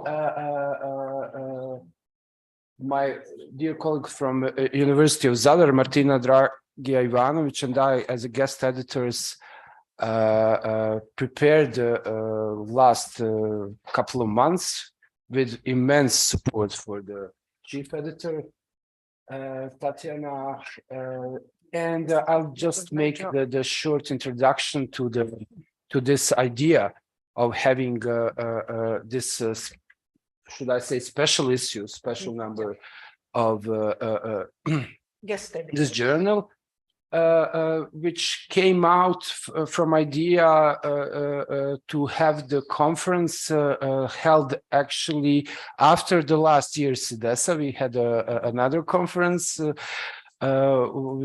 a couple of participants that were here with us even this year, these 2 days. We got idea to have a regional approach to information and media literacy. So we somehow invited, I think it was about 15 scholars, and not just scholars, but also practitioners, yes, to prepare their abstracts and send us abstracts, and then we somehow let them speak about their idea for the article that we would that we wanted to have in this number. So it was a really long, actually, a day of conference day. So then we decided to ask them and call them to give us their full papers to send us. So the whole process was moved. So it's obvious it was about a year until we got with this special issue. And I would say that this, for me, it was really, I really enjoyed in this process. So because the main question was not only to gather whatever topic in media information literacy, but somehow to steer exactly these kind of discussions about our need, or are we in need, or are we in a capacity to talk together? Doesn't matter, to not to stay isolated in our compartmental way of thinking. So I would like now to ask Professor Tatiana to give us a short introduction on the history of this very important professional journal in Croatia, but not only in Croatia, in region also, and to share her thoughts and her experience in preparing this number with Martina and me. Thank you very much. I'm very happy and proud that we can present to you today the new issue of Croatian Library Herald, which was guest edited by Mario and Martina Dragija Ivanovic. And their job primarily was to collect the papers and to find the reviewers to work on with authors on making the papers even better. But let me first to present the Croatian Library Herald as one of the oldest, I think it's the oldest journal in our professional field in the region. It has been edited since 1950 constantly. Several years we had some gaps, but it is ongoing, and we have now, this is the 65th volume we have edited. What is interested with this journal, I think the same with other journals in the library information science field in the wider region, including, let's say, directly former Yugoslavia, it's that they have been mostly oriented towards libraries and librarians. So, and the bibliometric analysis, which was public in the number 1 of this year, showed that actually 95% during 70 years of the editing of the journal. Papers were published in Croatian language. So we had several numbers with contributions in English, German in previous year at the early stage. They were published in German and French, more and more in English nowadays. But when it comes to the official announcing, it is always said it's in Croatian language and English. So that was one of the steps forward with this issue, because we decided to publish the papers in their original native language. So it means not only Croatian and English. It was not original native language for Emir and his friends, colleagues, but in Bosnian language, Montenegrin, and Serbian language. So we put it as footnotes there to inform our readers that these articles papers are published as their authors originally submitted the papers. So I would also like to mention that over the last 50 years, Heralds has gradually been transformed from a predominantly professional journal to a scholarly journal, and we have more and more scientific papers. This is mostly because we have in Croatia 3 departments of library information sciences, or we call them information sciences. Even in Zagreb, the department is called information and communication sciences. And also, it is getting more and more open to authors from abroad, not including only the region, but in the issue which is going to be published in December, we have contributions from Spain, for example, The journal is indexed in Library Information Science Abstract, in Lista, in Pascal, also in Scopus, and all the articles are published online at the website of the association, who is actually the publisher, and they could be found as well as these articles already online, available online at Hrčak. I think that you must have known for Hrčak. It's very, very popular, and many of the journals outside Croatia are collaborating with this portal.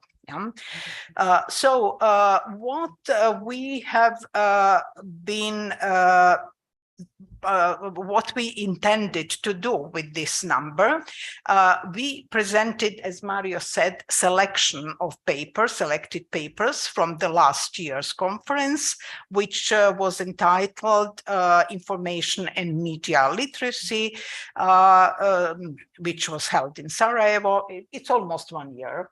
From now, and not yet. It's 30th of November. But all the papers went through this double-blind review process, and we communicated with authors when we had some kind of not clear understanding of what they wanted to say. So the communication helped in solving these problems. Also, all these papers are equipped with footnotes, which are bibliographical and descriptive, and also the literature, and they bring in lots of books and articles in journals which the authors were using as their resources. So I think they are very valuable sources for everyone who is willing to go further with these topics. So, and let me just say a few words about the articles. I'm not going to explain them. I will just tell you what they presented. So we had at the beginning Mario Hibert's article, which is entitled Reconfiguration of the Openness Discourse, the Effective Fetish of Connectivity. Then we have a paper written by our colleagues from Osijek, Kristina Feldvari, Milijana Mičunović, and Boris Badurina, Hacking the Crisis of Democracy. Can media literacy save us from algorithmic modeling of political perception, will, and thought? This goes well with the discussion we had here. Then colleague Vuk Vučetić presented his paper From Technological Determinism to Technological Solutionism. So he wanted to offer the contribution to the understanding of the influence of the new media reality on education. Ivana Sibrić from Mostar University offered a paper on contemporary forms of literacy with the focus on media literacy and is a key competence of media education. Sanel and Emir Vajzović and Mario Hibert informed us about their project, but in another way, in a kind of scientific discussion about the strategic positioning of media and informational literacy with the role of scientific research platforms. Safet Kubat talked about digital activism. We mentioned this during these 2 days also as activism and probably fruitful contribution we might expect from that. He gave an example of the Facebook group Rijeke Bosne, Budi Promjena. Then we have Lamia Silajdzić, Anida Dudić Sijamija, and Jasmin Hasanović talking about media, and it's also in English, media information literacy as critical pedagogy, case study of the Sarajevo Hasan Kikić Elementary School. Then Kristina Milić, Ana Milojević, and Aleksandra Ugrinić from Belgrade. They talk about media and information literacy of teachers and librarians in Serbia in the distance learning process. Then our dear colleague Natasha Ružić with her contribution about the quality of education as a precondition for the information and media literacy of Zoomers in Montenegro. Alica Kolarić offered a very interesting paper on adolescent credibility judgment in the digital environment from the perspective of making informed decisions. Miroslav Katić from Karlovac in Croatia talked about digital competencies of library employees in the city library, Ivan Goran Kovačić in Karlovac. And last but not least, Tamara Horvat-Clement gave us an overview of the digital accessibility problem and its contribution to an inclusive society. So you can see that the topics are probably for you who were last year here, these are known, but I can assure you that all the authors prepared their papers in a way that they gave us much more information than they did during the conference because of the time limits they had. So I hope that you will find this issue of great interest for you, and you can tell your colleagues so they could approach it online. And also, as editor-in-chief, I can invite you to think of submitting papers for the Croatian Library Herald. Thank you.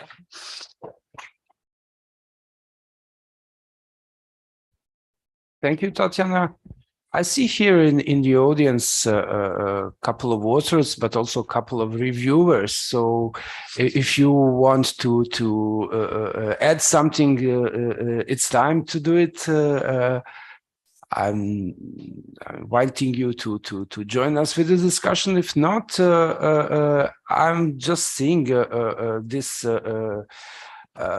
introductory words to Croatian, to Herald, Croatian Library Herald. For me, it's always Vjesnik Bibliotekara Hrvatske. I just can't use to call it in English, so it's really weird when I say it in English. Because as I said, it was our conference, the end of digital beginning. So now I realize that I have a quote from Hert Loving in that introduction, which perfectly fits and somehow closes this process of preparing and reviewing and collecting and evaluating the content that we got. So I'll just share it with you. So he says, I quote, don't let us lose in practicing of defining and protecting academic territories and its canons and methods. Efforts to encompass or limit the digital will be futile. Digitization is finished chapter, finito. Soon it will be the same with the internet.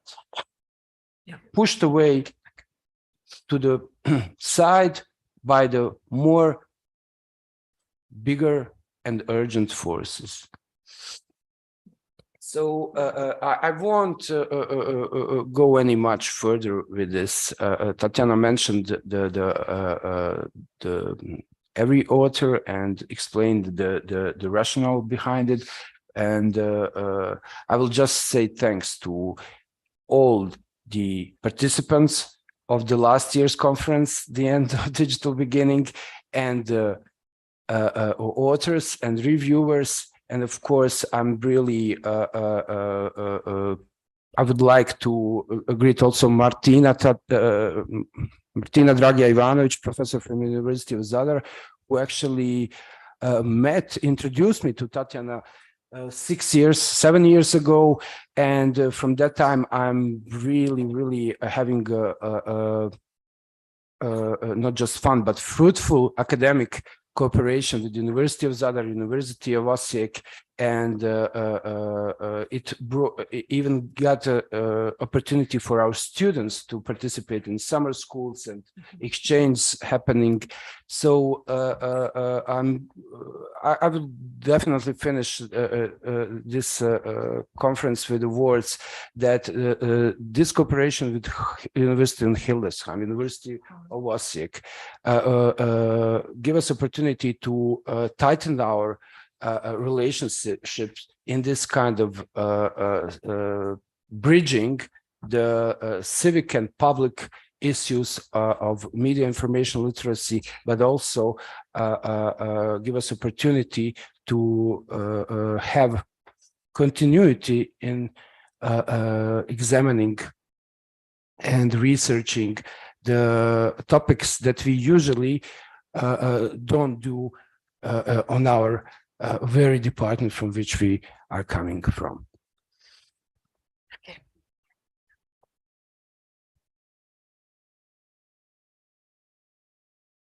And this last closing remarks will be done by Professor Emir Bajzovic finally, please welcome him.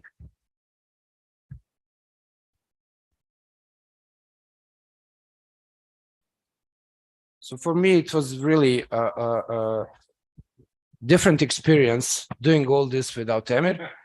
So once he is here, I'll just give him a word and he'll do the rest. Thank you, Mario. Thank you, all friends from University of Hildesheim. I would like to first start by greeting 5 billion viewers around the world who's watching this conference on all the platforms, and all obviously participants of the conference for the last 2 days here at Faculty of Political Science of University of Sarajevo. I'm asked to kindly extend greetings from Minister Aleksandra Nikolic, Minister of Higher Education of Canton Sarajevo.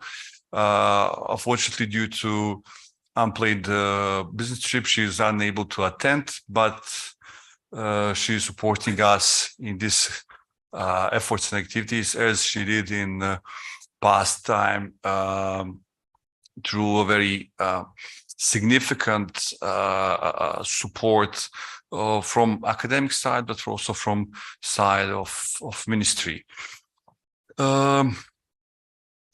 It's been, as far as I'm being told, because I just returned last night from global media conference where I spoke in Abu Dhabi, and I'll just return in a few minutes on what was actually going on there, because it's really correlated to this conference and everything what we have done in past years. Now when I see all these familiar faces with all of you, actually, so we have done, as we saw just in presentation of the last issue of the Herald, among others, this activity, which was completely out of my radar for some time now, because there's really a lot of going on in the region, and especially here within and around the Institute for Social Science Research of Faculty of Political Science, University of Sarajevo.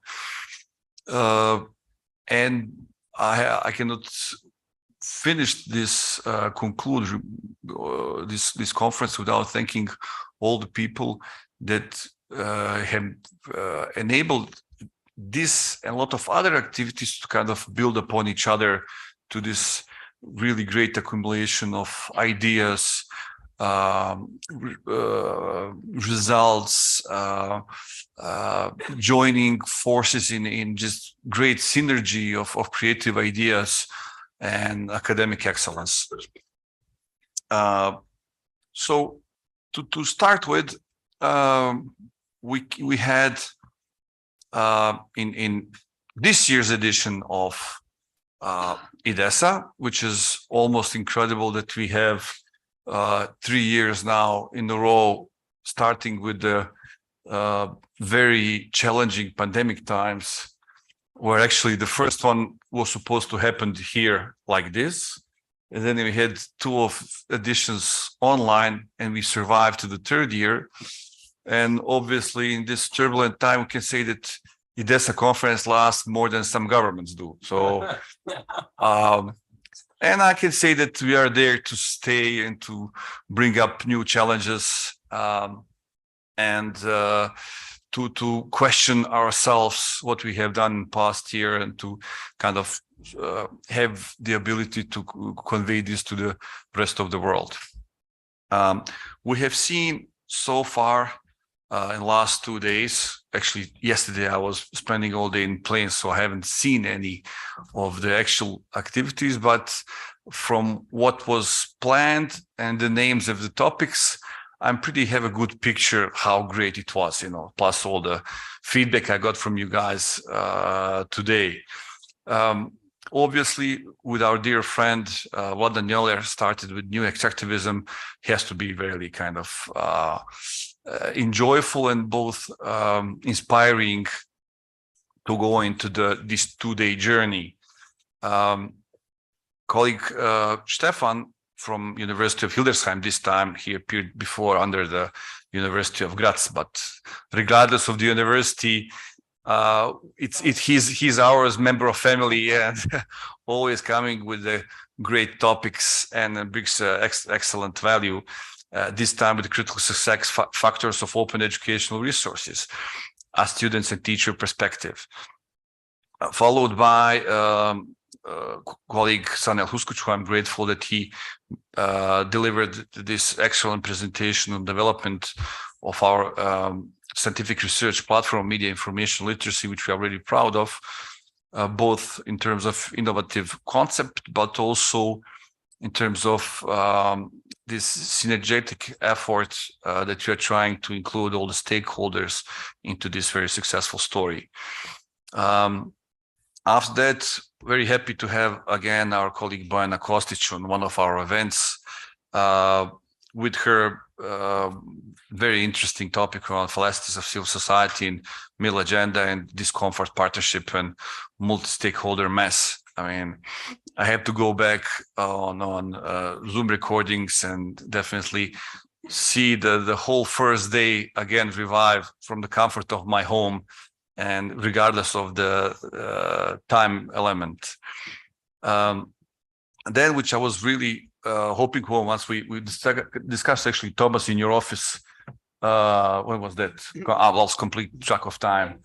It was in Hildesheim actually, and three of us were sitting there, and Stefan was there as well, and we kind of brainstorm on how this should go on. And this was really key element to have students involved, work together here in Sarajevo through this ability to have this multi-university students groups exchange experiences. And this is something we have learned as very good successful story through several online classes we did in past years under the leadership of great Joachim and Thomas, with partners from all over the world, how excellent it can be to have to expose students working with other students from around the world, and actually also go to this unorthodox approach, having different disciplines of different students from around the world working together on a joint task.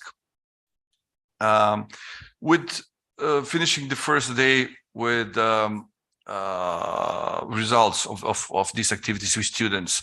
Today we saw our dear colleague Damian Savic from Slovenia on the responsibility for digital chaos, the role of consumer citizens online. Very strong arguments and interesting perspective. Followed by already mentioned colleague Joachim from University of Hildesheim with information literacy as a complex concept and as simply heuristic. Colleague Marko Stojanovic followed with the mission build capacities for prospective societies. And after the lunch, all this great talk we had from colleague Violeta on digital inclusion, panel discussion we just heard, and our dear colleague and friend Tatiana closing with the presentation of the Herald, Croatian Librarians Herald.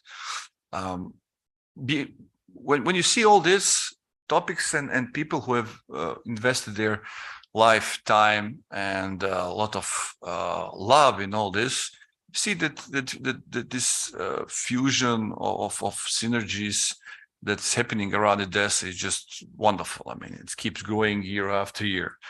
The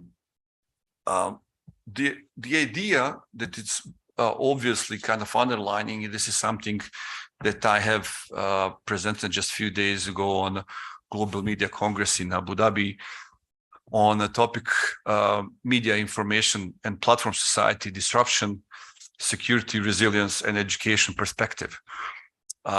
It was actually the very dedicated workshop I did on a conference, managed to kind of go through several complex areas that are interconnected and correspond to what we have been hearing in the IDESA for this year and past 2 years as well. So ideal of this imaginary netizen, the Homo connectus, this 60+% of connected people in the world is actually very simple, and we have to return to the basics. We would like to see our neighbors, family members, partners, colleagues to be informed, educated, critical thinkers, proactive members of society, and to have this ability to have digital empowerment and embedded resilience. So on this concept, I tried to indicate it, among others, based on OECD report Future of Education and Skills 2030. Concept note indicated that 5 elements we can underline as key ones for this concept that I introduced of digital empowerment and embedded resilience.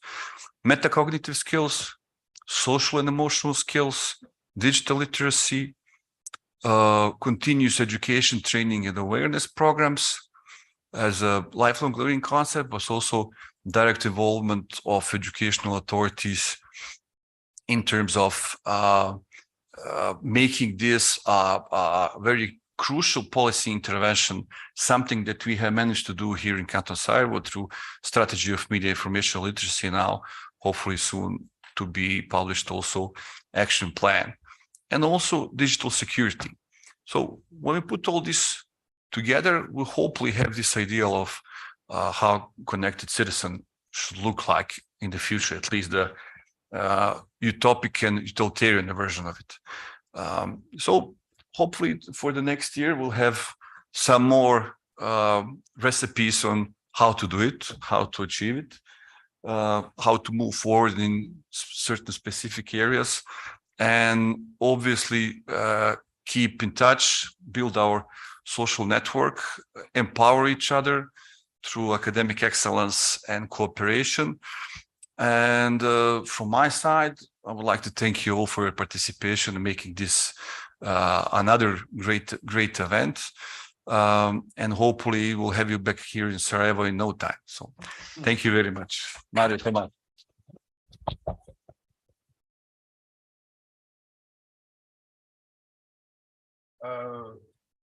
I was listening to what Emily was saying, and I would say that because we most of the time mention what is and what is not media and information literacy. And so we usually say it's not only about technology, it's not only about the content, it's not only about media, it's not only about digital skills.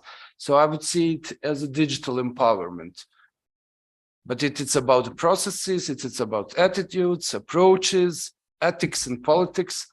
So if we are in need or in capacities or in a process of trying to build capacities for digital emancipation, I think that definitely topics that we tackled these 2 days, and I would say definitely the dark enlightenment having in our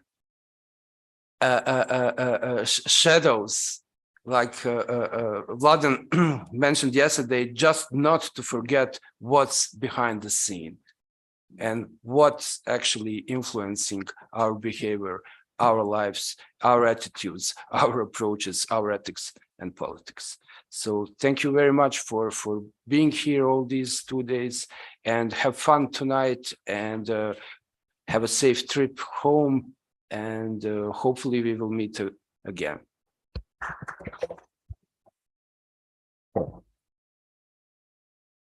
Just a very few last words now. Thank you all. Thank you, Mario. Thank you, Emina, and thank you, Emil, for the great organization and that we could come again and have this nice event here. Thank all the speakers and participants, and especially the students who worked throughout the full week, was really nice, and I think it was a good decision of us to have for the next project, for next year's project, to strengthen the role of the students, to make really a student summer school, and also increase the networking. We are now well networked. Now it's our job to network the next generation and to network the students, and we will continue with this next year. So thank you all and enjoy the evening. Dobra večer.